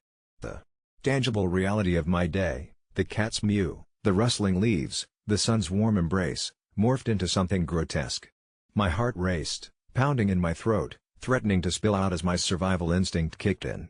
Fear gripped my throat as I glanced around. The street was empty now, Mrs. Connors had vanished, the strange figure was gone. I felt isolated, the oppressive silence weighing heavier on me. I pulled up my phone, glaring at the time which confirmed how long Tom had been gone, the heaviness of dread churning in my stomach. The shadows cast by the trees around me loomed larger, seeping darkness into the pavement, a cruel reminder that I now existed on the fringes of reality. I didn't remember hearing him scream, the sound simply cut into the world around me with terrifying clarity. It was only later that I would recount how torn apart I felt as I attempted to shake off my anxiety and call Tom again, only for it to go straight to voicemail. The whispers grew bolder, rising to crescendos that enveloped me like a fresh skin, calling me deeper into the dark. Time stretched and twisted into an endless loop as I fought the urge to follow the echoes. "Help is coming," I told myself, yet every minute felt like an eternity, each second a weight hanging in the air. An hour passed. I ventured a few steps down the driveway, following the whispers. "Just come out," they insisted, fingers trailing along my neck like a freeze. Suddenly, the door creaked behind me. I whipped around, hope flooding my veins as the sun bathed me in light, and I thought I saw Tom's silhouette. But it wasn't him. The figure stood in my doorway, a person not quite human, with sunken eyes and a face that appeared both familiar and grotesque, framed by darkness. The whispers turned to sinister laughter that echoed through the obscured air. I backed away, my breath hitching as I turned to run, but found myself tripping over a lawn chair, collapsing on the ground. I felt a weight atop my back, hot breath against my ear, whispering, "Hide him well." It was then that Tom reappeared. Breathing hard, his brows furrowed, confusion etched deep on his face. "What's happened? Who are you talking to?" he asked, but the echoes drowned him out. With renewed panic, I turned to face the figure, but it was gone, replaced by the kaleidoscope of twilight shadows enveloping me. "I am so sorry, Tom," I cried, another wave of tremors running through me as the reality of risking everything broke within. "I just wanted to clean." Then, through the shadows, something pulsed, a fetid stink, like rotting meat, radiating from where the figure had stood. I could see despair contorting Tom's expression, his eyes darting between me and the fading noises in the atmosphere, and I knew right then I never should have asked him to return for just my keys. It was never just about the keys, it had been about the darkness creeping into our lives, and whether we would fend it off or let it in. As the world faded to black around me, I couldn't help but think, was I truly the asshole, or had I unwittingly opened a door that could never be closed? When I first insisted my mom stay with me postpartum instead of rushing off to see my sister-in-law who was also due soon, it seemed like a logical request. My mother, known for her doting nature, was torn between her duties. At the time, I didn't think much of it. Our family was close, and the idea of hosting 2 newborns and 2 recovering mothers simultaneously was already a challenge. My husband, Ryan, supported the idea. After all, after years of barely seeing Mom due to her devotion to my brother, it was about time I had a chance to bond with her, especially at such a crucial moment in my life. But I had no idea how twisted things would become. Mom reluctantly agreed, and when my due date came, she was there, clutching her overnight bag and a sense of unease that only I seemed to notice. My sister-in-law, Jenna, was due a week after me, but my brother lived several states away, making simultaneous support impossible. I selfishly thought, just this once, let me have mom to myself. The birth was a blur of beeping monitors and sterile smells at the hospital. Once I was finally holding my daughter, Aurora, in my arms, there was a peace that settled over me. Little did I know it was the last peace I'd feel for some time. Mom was a comforting presence at first, organizing meals, holding Aurora while I stumbled through the exhausting cycle of sleep and feeding. But at night, strange things began to happen. The first incident occurred 3 days after we brought Aurora home. I awoke to the feeling of someone watching me. In the dim light, I could see a figure standing in the corner of our bedroom. My heart pounded until I realized it was just Mom, staring at us from the shadows. "Mom?" I whispered, groggy and confused. She didn't respond immediately, but eventually, she turned and walked away without another word. The next morning, I questioned her about it over breakfast. I must have been sleepwalking. She laughed it off, yet a strand of unease lingered. That day, I caught her humming a lullaby I didn't recognize. It wasn't strange for her to hum, but something about the tune chilled me to the bone. Aurora, usually an angel, began crying in fits unlike her usual hunger cries. They were sharp, almost as if she was in pain. I attributed it to colic until Ryan came home early one evening and stopped dead in his tracks, listening. "What's that song?" he asked warily. Mom froze, her smile abruptly vanishing. "Just a nursery rhyme from my childhood," she answered, but Ryan, unnerved like I was, insisted he'd never heard any song like that before. The nights continued to darken. I found myself staying up longer, despite my exhaustion, just to watch over Aurora. One night, footsteps echoed down the hall, and I was drawn to the sound like a moth to a flame. I peeked out and saw Mom at Aurora's door, whispering something softly as her fingers traced the air above my daughter's crib. When she turned and saw me, her hand jerked back. "She's just so beautiful," Mom whispered breathlessly, her eyes wide and unblinking in the dim light. Something was off, and Ryan felt it too. We agreed to install a baby monitor with a camera, just to see if we could catch what was going on. What we saw the following night, though, made my blood run cold. Around 3 a.m., the feed showed Mom entering Aurora's room. She leaned over the crib, humming that creepy lullaby again, but this time, the air seemed to shimmer. As she hummed, Aurora seemed to settle, her cries abruptly cutting off, replaced by an eerie silence. But then, something unexplainable happened. Aurora began levitating a few inches above her mattress, her tiny body floating as Mom continued her song. I showed Ryan the footage immediately, and we both confronted Mom the next morning. Her reaction was unlike anything I expected. She burst into tears, pleading with us to let her continue. "It's for Aurora's own good," she claimed, but her explanations were jumbled, hysterical. To protect her from Jenna's baby, she finally confessed in a whisper. My heart dropped, the room seeming to spin. "Jenna?" I echoed, not understanding. Mom revealed that in our family, there had always been a second purpose to the lullaby, an ancient rite passed down to safeguard one child above another, but only one. I was incredulous. How could she choose one grandchild's well-being over the other?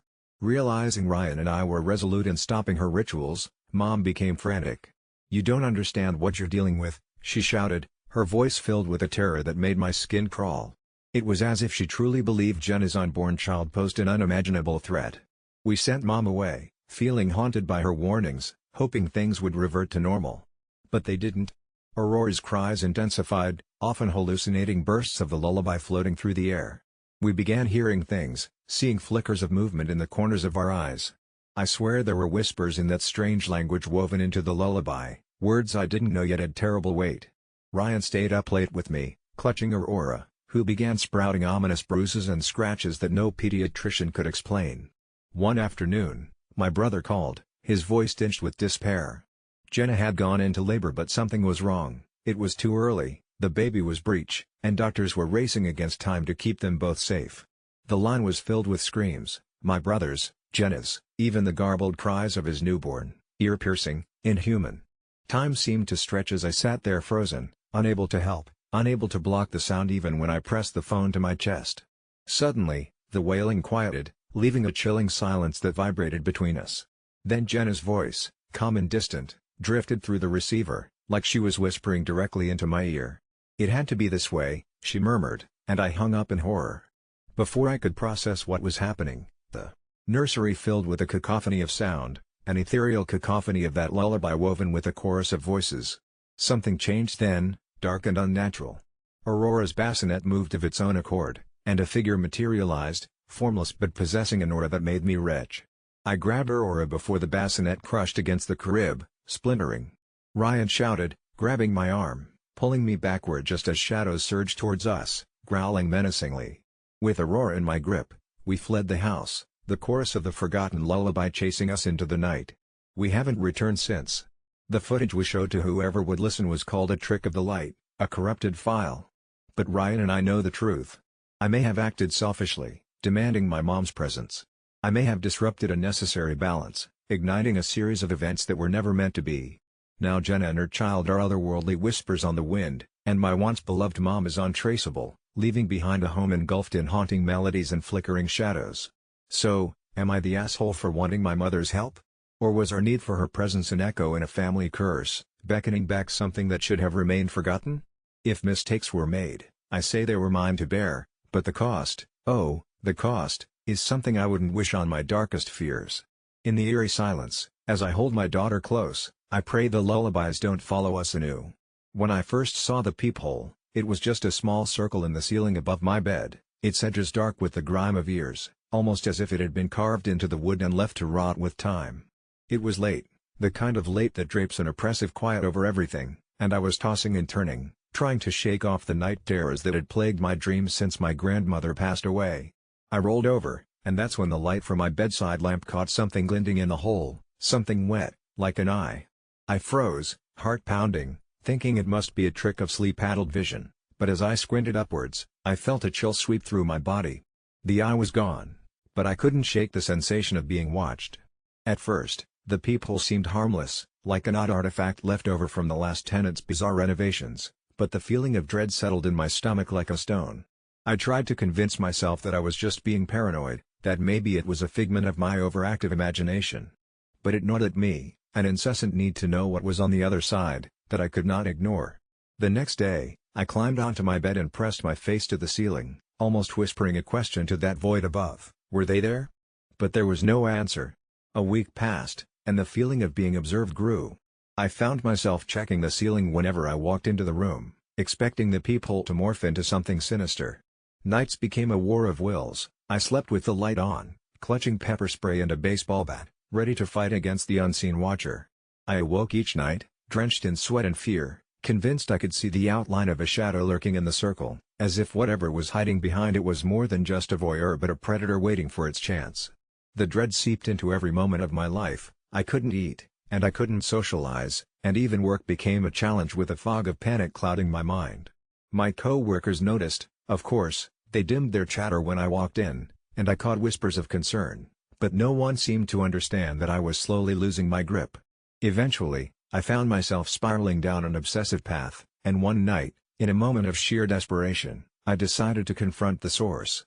I climbed onto my bed, a flashlight in hand, and aimed it at the peephole, determined to catch sight of whatever monster it was that had tormented me for so long. I counted to 3, drew in a breath, and shone the light.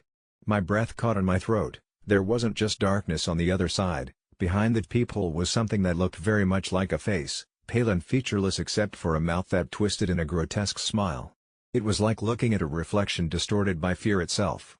My instinct was to scream, but I managed to choke it back down, instinct kicking in to fly, but my body was rooted in icy terror. Instead, I blinked, thinking I had imagined it, but when I opened my eyes, that hideous grin was still there, as if waiting for me to move or falter.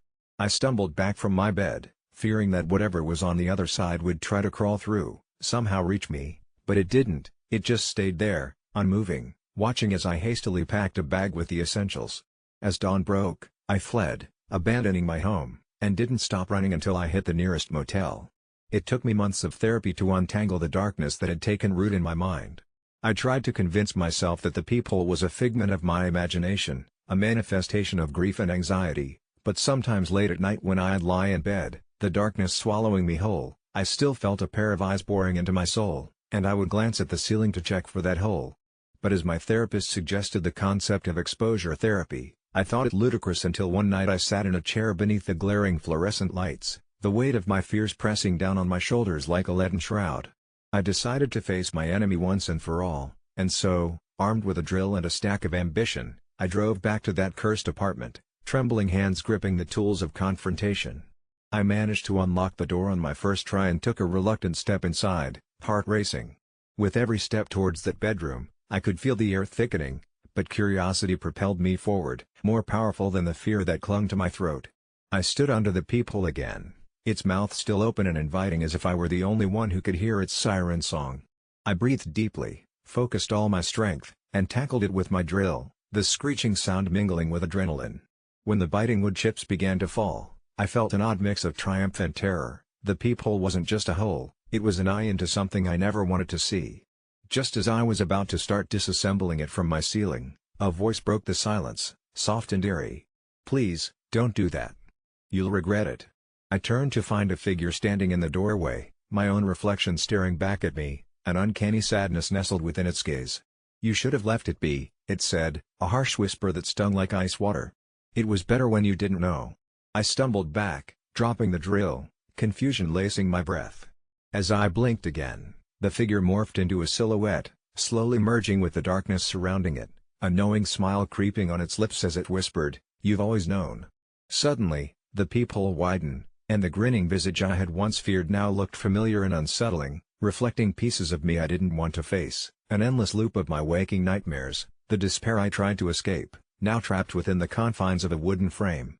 The once small peephole unfurled into a vision of my own fraying sanity laid bare, and I realized with a sickening twist of understanding that the true horror wasn't merely someone watching, it was me, always watching, feeling helpless in my own mind, and waiting for it to devour me whole. And then, with a blinding flash, I could hear them all, the whispers, the faint echoes returning, "You can't leave. You've let us in." That's the last thing I remember before everything went dark, and I woke up again, this time feeling the cold, familiar weight of my bed holding me down, still staring up at that damn peephole in the ceiling, and I couldn't help but wonder, maybe this time, it wasn't just someone who'd been watching. Maybe this time, I was the one being watched from within. I'm not sure where to start, so I'll just dive right in. My name is Kyle. I'm 31 years old, and my life makes less sense every morning I wake up. It's not the usual existential dread most people my age drown in, this is something beyond that, something I can barely comprehend myself. Until last month, I worked in a cubicle farm, the kind where people sit, slowly turning into husks under the fluorescent glare and false sense of productivity. But something changed that afternoon. It was just another mundane Tuesday. People were shuffling in from their lunch breaks, with stale coffee cups clutched closely as if they were holy relics, trying to squeeze out the last few ounces of whatever was left of their souls to get through another workday. My mind was in a haze, a dull gray fog that had become all too familiar. My phone buzzed, breaking the monotony as I glanced down with little interest. The notification read, "Confession incoming at 3:31 p.m. Annoyed, I dismissed it, chalking it up to some spam. But then, the same notification persisted every half minute, only this time, the text changed slightly, "Confession, Kyle, open the door at 3:31 p.m. It was unnerving, the specificity of it, yet my curiosity was piqued despite the knot of anxiety tightening in my stomach. Time crawled by, as I watched the clock's hands twitch towards 3:31 p.m. Exactly at that second, a loud knock came from the office door, odd since visitors weren't allowed without appointments. People seemed oblivious, noses buried in screens, drones only concerned with their own grind. With bated breath I got up, drawn by an inexplicable urge to answer it. I turned the knob slowly, feeling as if I was on the brink of unveiling some grand, uncanny truth behind reality. The door swung open onto a hallway I'd never seen before, definitely not the stale corridor of my office floor. It was drenched in shadow, yet distinctly alive, humming with an unseen energy that made the hairs on my flesh stand on end. And that's when I saw it, a reflection of myself staring back at me from a pool of dark water seeping from between the ancient stone tiles. But this figure was disheveled, hollow-cheeked with darkness pooling beneath its eyes, and it was whispering something in a cadence I couldn't comprehend, yet instinctively knew was meant for me. In those murmurings, I heard fragments of a life not entirely my own, parents who tightened their reins too hard, the pressure to exceed in everything but the crumbling under the weight of their expectations, visions of late nights under a single lamp, poring over books that held no answers, a series of lonely weekends where the silence pressed in like a tangible force. My reflection then did the unthinkable, it blinked, and as its eyes opened, they were clear with a resolution I didn't possess. I was transfixed, caught completely out of time and place, wondering if this was some twisted Halloween prank pulled by a miserable co-worker. The reflection spoke, coldly, yet with a familiarity that gnawed at my insides. "Kyle, you're not alone in this confession. But you must see the truth of yourself before it's too late." Without realizing, I was in the hallway. The office behind me vanished. I arrived at a crossroads, with a hallway stretching infinitely on either side, lined with countless doors almost identical in every way. The only sound was a soft patter, like distant rain, drawing nearer. The shadows grew deeper, swallowing the ends of the hallway like some creeping abyss. A weight settled over me, too stifling to ignore. When I moved toward a particular door, drawn by an unseen force. This door bore a nameplate: Kyle Jennings, my name, and beneath it, the words that have haunted me ever since: eternal confession. Something inside commanded me to turn away, but my hand steadied itself against the knob, mind clouded with unresolved memories and the message my doppelganger imparted me. I pushed it open and instantly felt a vortex of memories surge through. I was there, standing acutely aware of replications of pivotal moments where I could almost feel my past selves making the same mistakes. Down another hallway, and another, each door marked with phases of my life: birthdays forgotten, friendships neglected, dreams unfulfilled. Where time curved in on itself, I saw the specters of those I wronged. Haunting eyes burned into mine as if asking for justification I didn't possess. Cold realization washed over me, rapidly expanding into a deafening roar of self-confrontation. All the blame, regret, the oppressive weight of expectations, and the inevitable isolation of my ego. I was trapped, alongside phantoms equally lost to their confessions. I had unwittingly stumbled into a limbo of contrition, every door a confessional unto itself. This wasn't just for me, it was an interstice where those who had reached their breaking point chose to pause, caught between moving on and confessing their truths. Panic rose, clawing at my throat, but deep within, a strange sense of belonging also fluttered, a mirror of acknowledgement. Here was a quaint space crafted from exponential despair, yet weirdly comforting, a testament that I was not alone in my solitude.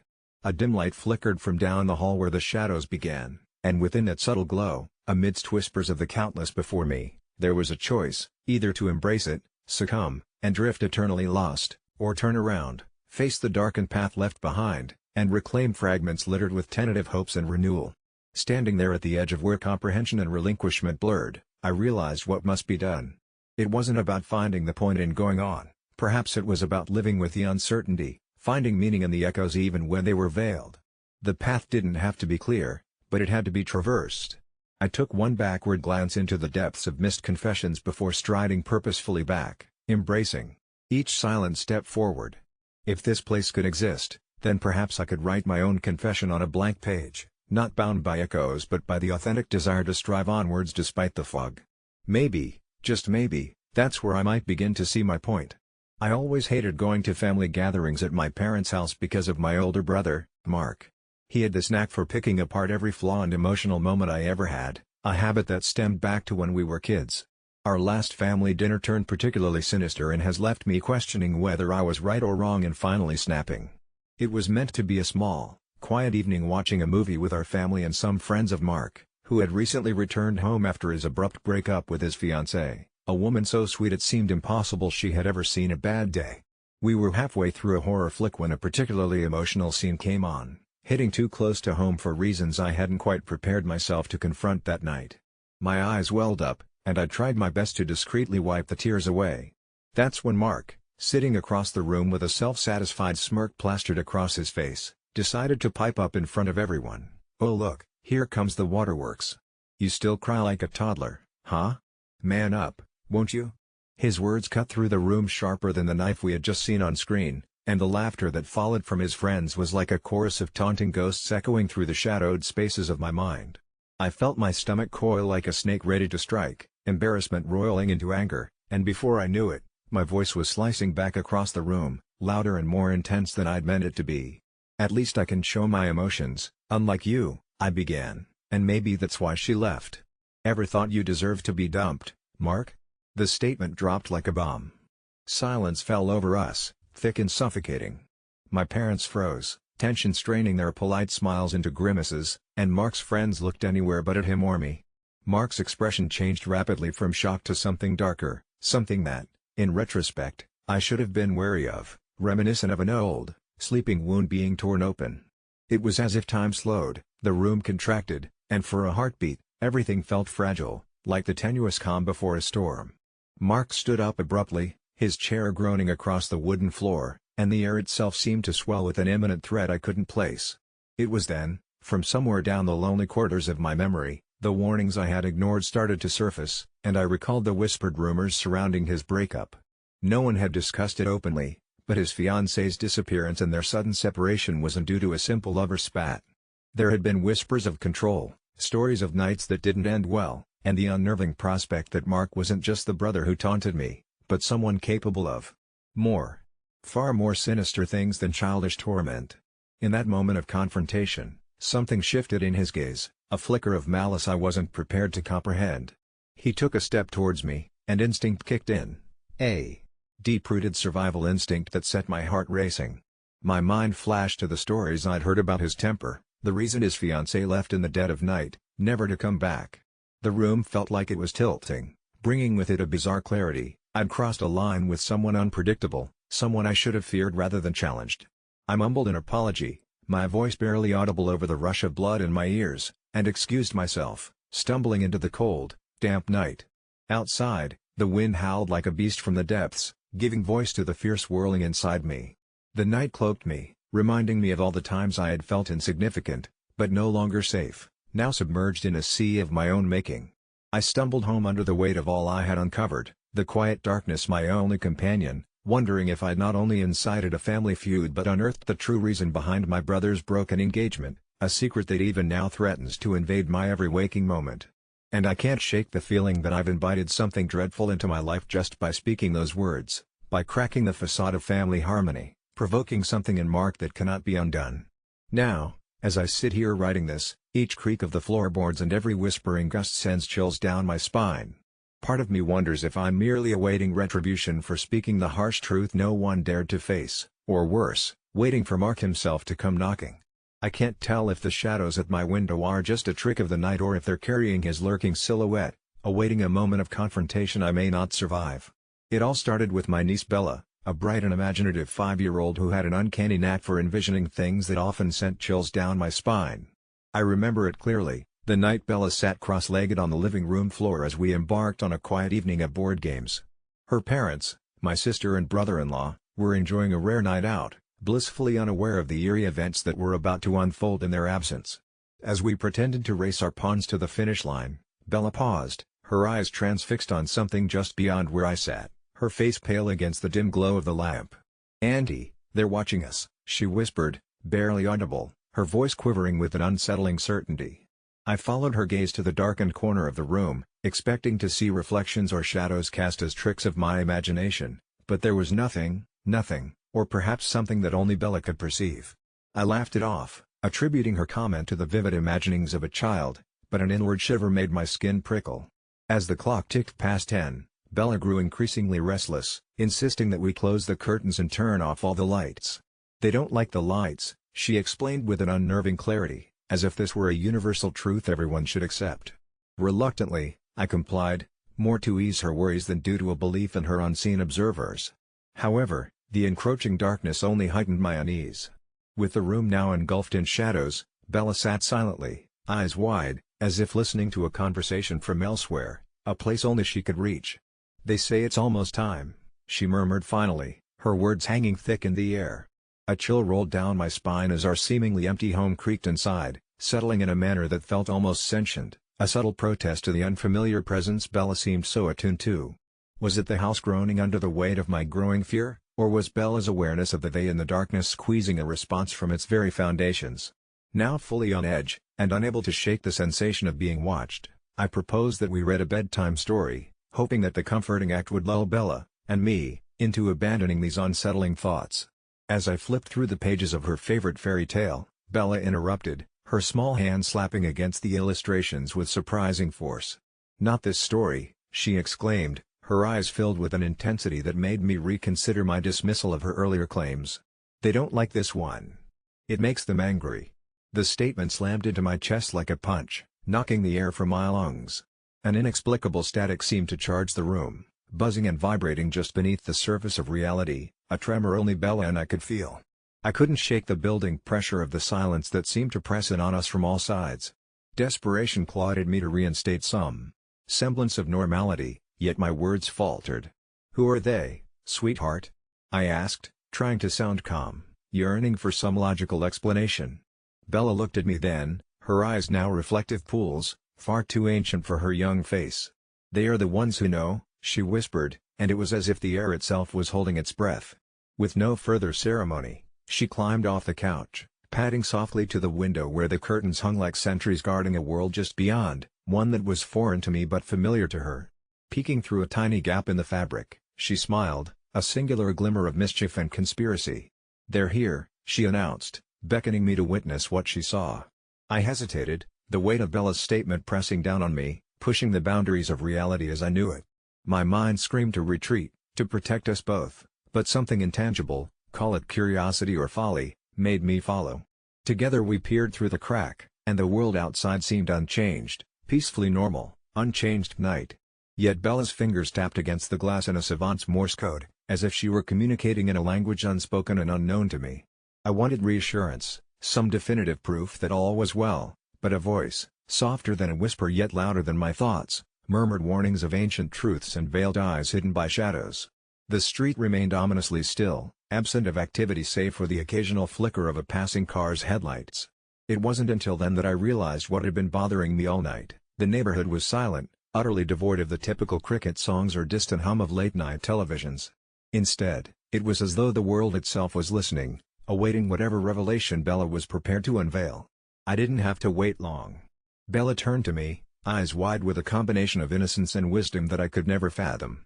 "There's something beyond the here and now, a place and a knowing that only I can see," she said, each word a dagger that flayed the skepticism from my convictions. "When they come, it changes everything. They reveal the truths you've forgotten, the stories lost to time." Her words lingered in the air, a foreshadowing more tangible than the darkness surrounding us. It was at that moment I understood. Bella perceived the world through lenses I couldn't begin to comprehend, lenses that allowed her to connect unseen dots and resurrect stories buried deep within the echo of our existence. My phone buzzed suddenly, the jarring interruption a lifeline that pulled me back from whatever abyss Bella's words had opened beneath my feet. It was a message from my sister, confirming their imminent return. But as Bella's enigmatic smile broadened, I knew our lives were now woven with the eternal and the unknowable, a fabric threaded by whispers and shadows. Bella had shown me the edge of a vastness I couldn't retreat from, her simple acknowledgement of the mysteries cloaked in the mundane forever altering my perception. As her parents' car pulled into the driveway, casting elongated shadows across the lawn, Bella's fingers intertwined with mine, a silent promise of shared secrets as we watched the delicate dance of light and dark play out beyond the sanctuary of our small, understanding worlds. The night expanded around us, thick with unsolved enigmas, and I knew, deep in my bones, that Bella had indeed shared something known only to the watchers beyond the veil, a hidden knowledge that would haunt and captivate me forever. I first stumbled upon the mystery of OnlyFans in the most unexpected way, through the whispered conversation of two patrons at the shabby bar where I worked late nights. They spoke in hushed tones about a friend, a girl who used to make content on the platform, but had vanished mysteriously, leaving no trace of her presence. The story piqued my curiosity, a familiar sinking feeling I had whenever I was on the verge of uncovering something sinister. After my shift, I began pouring through information, scavenging through internet forums and dodgy message boards until I found her, Elena Rain, the handle of the girl in question. Her profile was still active, full of sultry pictures and teasing captions, but something was off. Comments beneath each post were unusually candid, more than just the typical adoration or crass remarks. They pleaded, "We miss you, come back," and ominously warned new viewers to turn back while you can. The backdrop of each photo was eerily identical, despite claiming to be in different locations. A gaudy wallpaper texture that gradually morphed into something resembling faces when you looked too long. The truth clawed at the recesses of my mind, urging me to delve deeper. I subscribed, longing for a clue to her whereabouts, only to find that the messaging feature held the secret. A chat window automatically popped up every time someone new subscribed, featuring Elena with an automated greeting and an open invitation to chat directly. It was a sophisticated AI, crafted to mimic her speech patterns and quirks, enough so that it could fool even the most devoted fans. The system was set to generate personalized videos based on keywords extracted from the ongoing conversation, an AI far ahead of anything I'd ever seen or heard of. I began to test the boundaries, asking questions increasingly unrelated to her supposed persona, trying to break the facade. One evening, my provocative queries must have triggered something because I received an unrequested video link. The thumbnail was wrong, abandoning the glossy allure of typical OnlyFans content. It depicted a pixelated still from a live feed, dimly lit and draped in shadows. Against my better judgment, I clicked on it, terrified excitement coursing through my veins. What I saw was both mundane and terrifying: an empty room, the wallpaper unmistakably the same pattern I'd seen in Elena's photos. But there was more: the subtle sound of breathing behind the camera, labored and frantic, and the faint shadow of a figure lurking just out of sight. The video abruptly ended without any further reveals, leaving me in a state of paranoia and dread. Was this her prison, or the setting of her true fate? I went to the police, and they dismissed my accounts as the ramblings of another internet conspiracy theorist. Desperate, I joined underground networks, connecting with others haunted by the same cryptic encounter. They shared stories of creators who'd gone silent, their absence haunting the searches of devoted followers with each dead link clicked, only to be replaced effortlessly by AI. The theory began to solidify like a grim fog, an operation wherein real creators were culled, their lives siphoned away as their digital ghosts were harnessed to perpetuate endless, exotic content that never tired. My research took me to an old industrial district, a place my intuition suggested could hold answers. There I encountered the building from the video, a derelict structure with boarded windows and the same haunting wallpaper, that fabric of discomfort I could now recognize in my sleep. I found a way inside on a rainy night, hollow footsteps echoing against the cold concrete. The place was desolate, yet strangely pristine. Old cameras lined the walls alongside withered flowers and melted candles, as if in dark tribute to the souls captured here. I found a room dedicated to servers, processing units humming rhythmically, their activity seemingly endless, cycling the phantoms of ones who'd vanished. Stacks of dusty tapes and digital drives littered the shelves, the essence of Elena and others reduced to cold data, exploited by anonymous puppeteers I dared not imagine. In that moment, I felt the crushing weight of hundreds, maybe thousands, who had vanished and yet whose digital shadows endured. It was as though I stood upon the spine of an aberrant, subterranean creature, part of a menacing network stretching far beyond what I discovered. I left with evidence, but only whispered parts of the truth to others, too fearful of the power behind the curtains of this grand illusion. Since then, I've remained vigilant, never resubscribing to any service without scrutinizing every detail. But now, every time I see a new OnlyFans post, the tagline of a flashy newcomer with eager eyes, hell-bent on alluring an unforgiving algorithm, I wonder, whose ghost am I really subscribing to? It started like any other dreary Thursday evening, my head pounding after churning through yet another soul-crushing day at the office. The flickering streetlights cast eerie shadows, elongating the figures of the sullen commuters, each lost in their world of monotony. I usually zone out on my way home, my thoughts dulled by the daily grind, but that evening, an unsettling feeling clawed at my consciousness. As I trudged past a particularly ominous alleyway, a soft yet frantic whimper caught my attention. My heartbeat quickened, my instincts screaming for me to ignore it and continue walking. But against my better judgment, I stopped, a magnetic force drawing me in. Peering into the dimly lit gloom, I could barely make out a figure hunched over, their outline trembling in the chill of the night. Swallowing hard, I felt an inexplicable urge to step closer, as if some otherworldly presence was compelling me to intervene. The air was thick with tension, each breath like inhaling the remnants of a nightmare. As I approached, the figure turned slightly, revealing a woman's face streaked with tears and desperation.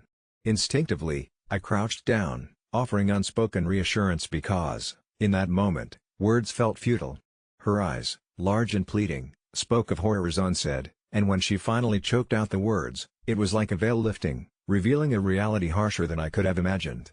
Between ragged gasps, she told me about a man, the kind of monster hidden in plain sight, who had promised her salvation but delivered her into a waking hell instead. My mind raced, a fierce internal battle as the beer and Netflix night I had envisioned slipped further from grasp. I tried not to glance nervously over my shoulder, telling myself that he couldn't possibly be close, that this scenario couldn't be as dire as it seemed. Clenching my fists to steady my nerves, I helped her up, her skin shockingly cold against mine. As we moved out of the shadows, I strained my ears for any signs of pursuit, the new silence somehow more oppressive than the noise of the city around us. In hushed tones, I learned that she had been captive for the past week, taken from her normal life to serve someone else's dark intentions. I shook my head in disbelief, my brain struggling to catch up with the situation, desperate to wake from this nightmare. We made our way hastily toward my small apartment, each step gaining speed, driven by the urgency of newfound purpose. She clung to me as if I were a lifeline, the night encroaching upon us with every fearful glance I cast into the abyss of the alley. By the time we reached my building, I realized the absurdity of what I'd done, inviting a stranger into my home, no clear plan or thought about what came next. But there was no turning back, an insidious part of me had already decided that this was right. She flinched at the scrape of the elevator doors closing, a reflex honed by the horror she'd endured. Inside my humble, cluttered living room, I offered her a cup of tea with hands that trembled, trying to mask my growing panic under a veil of concerned authority.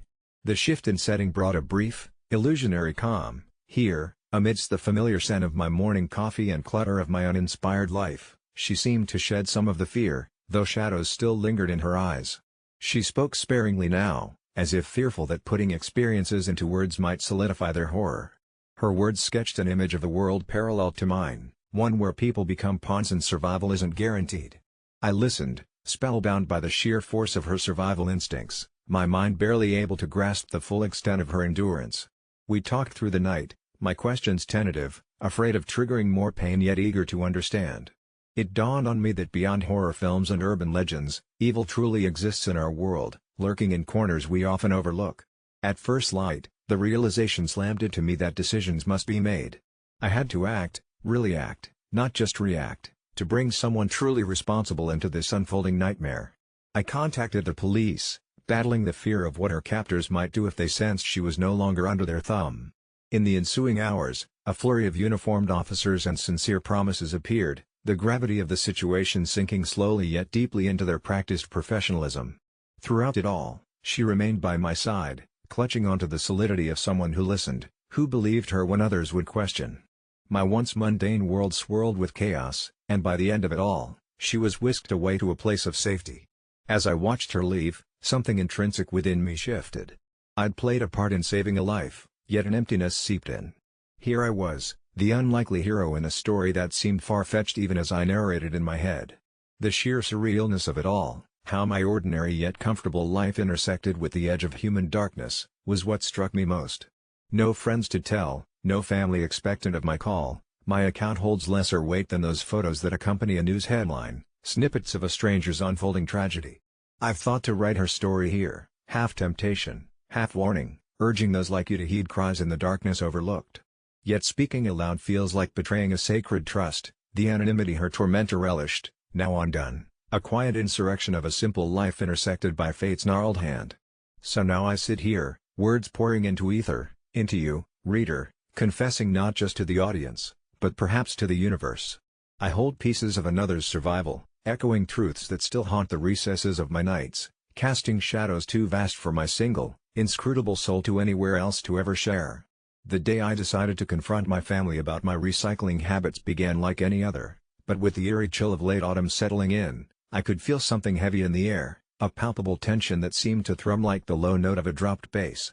My family had moved into our quaint suburban neighborhood just over a year ago, and from the start, I took the initiative to adopt the community's not-so-quiet compulsion for environmental responsibility. Recycling was not merely an option, it was almost an unspoken rule woven into the very fabric of our new lives. Each week, I meticulously separated our waste, carefully rinsing out the jars and crushing boxes with a fierce, almost ritualistic reverence. Yet my family may as well have been a small tornado, leaving chaos in their wake, dumping non-recyclables into my carefully organized bins, and scoffing at what they deemed overzealous. Tired of their ignorance but even more so of the growing frustration boiling within me, I finally called a family meeting. I asked them to respect my commitment to recycling, and in that moment, I felt a mix of indignation and vulnerability as I laid bare my desire for them to recognize the significance of this rule that felt like a lifeline to me. Their laughter rang through our small kitchen, sharp and mocking, as my sister rolled her eyes, calling it eco-obsession, and my father, the man of reason, proclaimed that I was being overly dramatic about some old plastic and paper. Little did I know that this mundane family quarrel tapped into something far darker, as if a curse had been unleashed the moment I raised my voice in fervor. Over the next few days, everything began to change. I started receiving ominous notes slipped under my front door, printed in jagged handwriting that warned me one more outburst, and you'll regret what you did. I thought it was some sick joke or a prank from a neighborhood kid, but when my recycling bins began to mysteriously overflow with mystery items, things that had never belonged in them, I started to dread returning home. Late at night, I could hear scraping sounds from outside my window, chilling my spine, as if something was conspiring against my mundane but noble cause. I tried to brush it off, convincing myself that I was merely being paranoid, yet every morning the notes became bolder, more menacing, each one spelling out dire consequences for upsetting the delicate balance of our neighborhood. Driven mad by the relentless sense of unease, I found myself stalking the neighborhood at night, hoping for the sight of an intruder dumping more waste where it didn't belong, stalking the woman who lived 2 doors down, who dared to throw plastic wrappers into my pristine trash cans. I stood outside her window, breath shallow and pulse racing, until she came out to retrieve her newspaper, a look of pure horror crossing her face when she saw me standing there. It became evident that my recycling obsession had birthed something much stronger than environmental activism. I became paralyzed by the fear that the community spirits had somehow come alive in the form of vengeful entities, each one a reflection of the old plastic bottles and crumpled advertisements now fused into an entity that loomed in the shadows. I felt as though everyone had abandoned me to this world of judgment and rebellion, standing alone in a room filled with silent accusations and clanging cans, until one particularly cold evening, I discovered something horrifying in my recycling bins: the remains of old, discarded items scrawled with my family's names. Items that could only have come from my home. Panic set in, and I fell into an obsessive spiral, scouring the internet for answers, arriving at obscure forums that hinted at a community curse surrounding neighborhoods with strict recycling laws. It suggested that families who didn't heed the warnings would be met with a peculiar kind of wrath, driven by the spirits of all the neglected items, an age-old curse for those who scoff at the very rules meant to bind the community. Armed with newfound knowledge, I confronted my family again, recounting the stories I found online, explaining how our negligence had summoned forces far beyond our understanding. Their faces twisted with disbelief, dismissing my fears, and I felt the world shift again, as if reality was folding over itself. No sooner had I finished speaking than the lights began to flicker ominously, plunging our home into a suffocating darkness. The air grew thick, the smell of decay rising from the bins outside as shadows darted along the walls, their whispers clawing at my sanity as ghostly figures emerged. Twisted versions of my family members, faces gaunt and hollow, the weight of their own refuse manifesting as they stared, mouths working silently as if they had long forgotten how to speak. And it was then I realized, I had become the pariah, the unwilling catalyst of a chilling paranoia that would consume me if I did not escape. As the walls of my home closed in, my desperate thoughts spiraled, imagining the consequences of not abiding by the rules I had set in motion. With every fiber of my being, I clawed at the door, desperate for air, for some form of escape from the relentless grasping hands of my twisted familial forms that reflected every ounce of disdain thrown at my once noble cause. I stumbled outside, the cold biting deep into my skin, only to hear the rustling of garbage behind me, knowing deep down that I couldn't return to the very family that had turned from me. As distant voices echoed the community's disdain, reality fractured, leaving me stranded, caught in a haunting limbo where the rules of our unwritten pact had emerged with a terrible vengeance. The price for my pursuit of sustainability transformed into a chilling testament to a freedom I was never meant to have. Alone, facing the emptiness of my choices and the weight of everything I once cherished, I could only wonder, in a world where being right drew blood, would I ever be free again?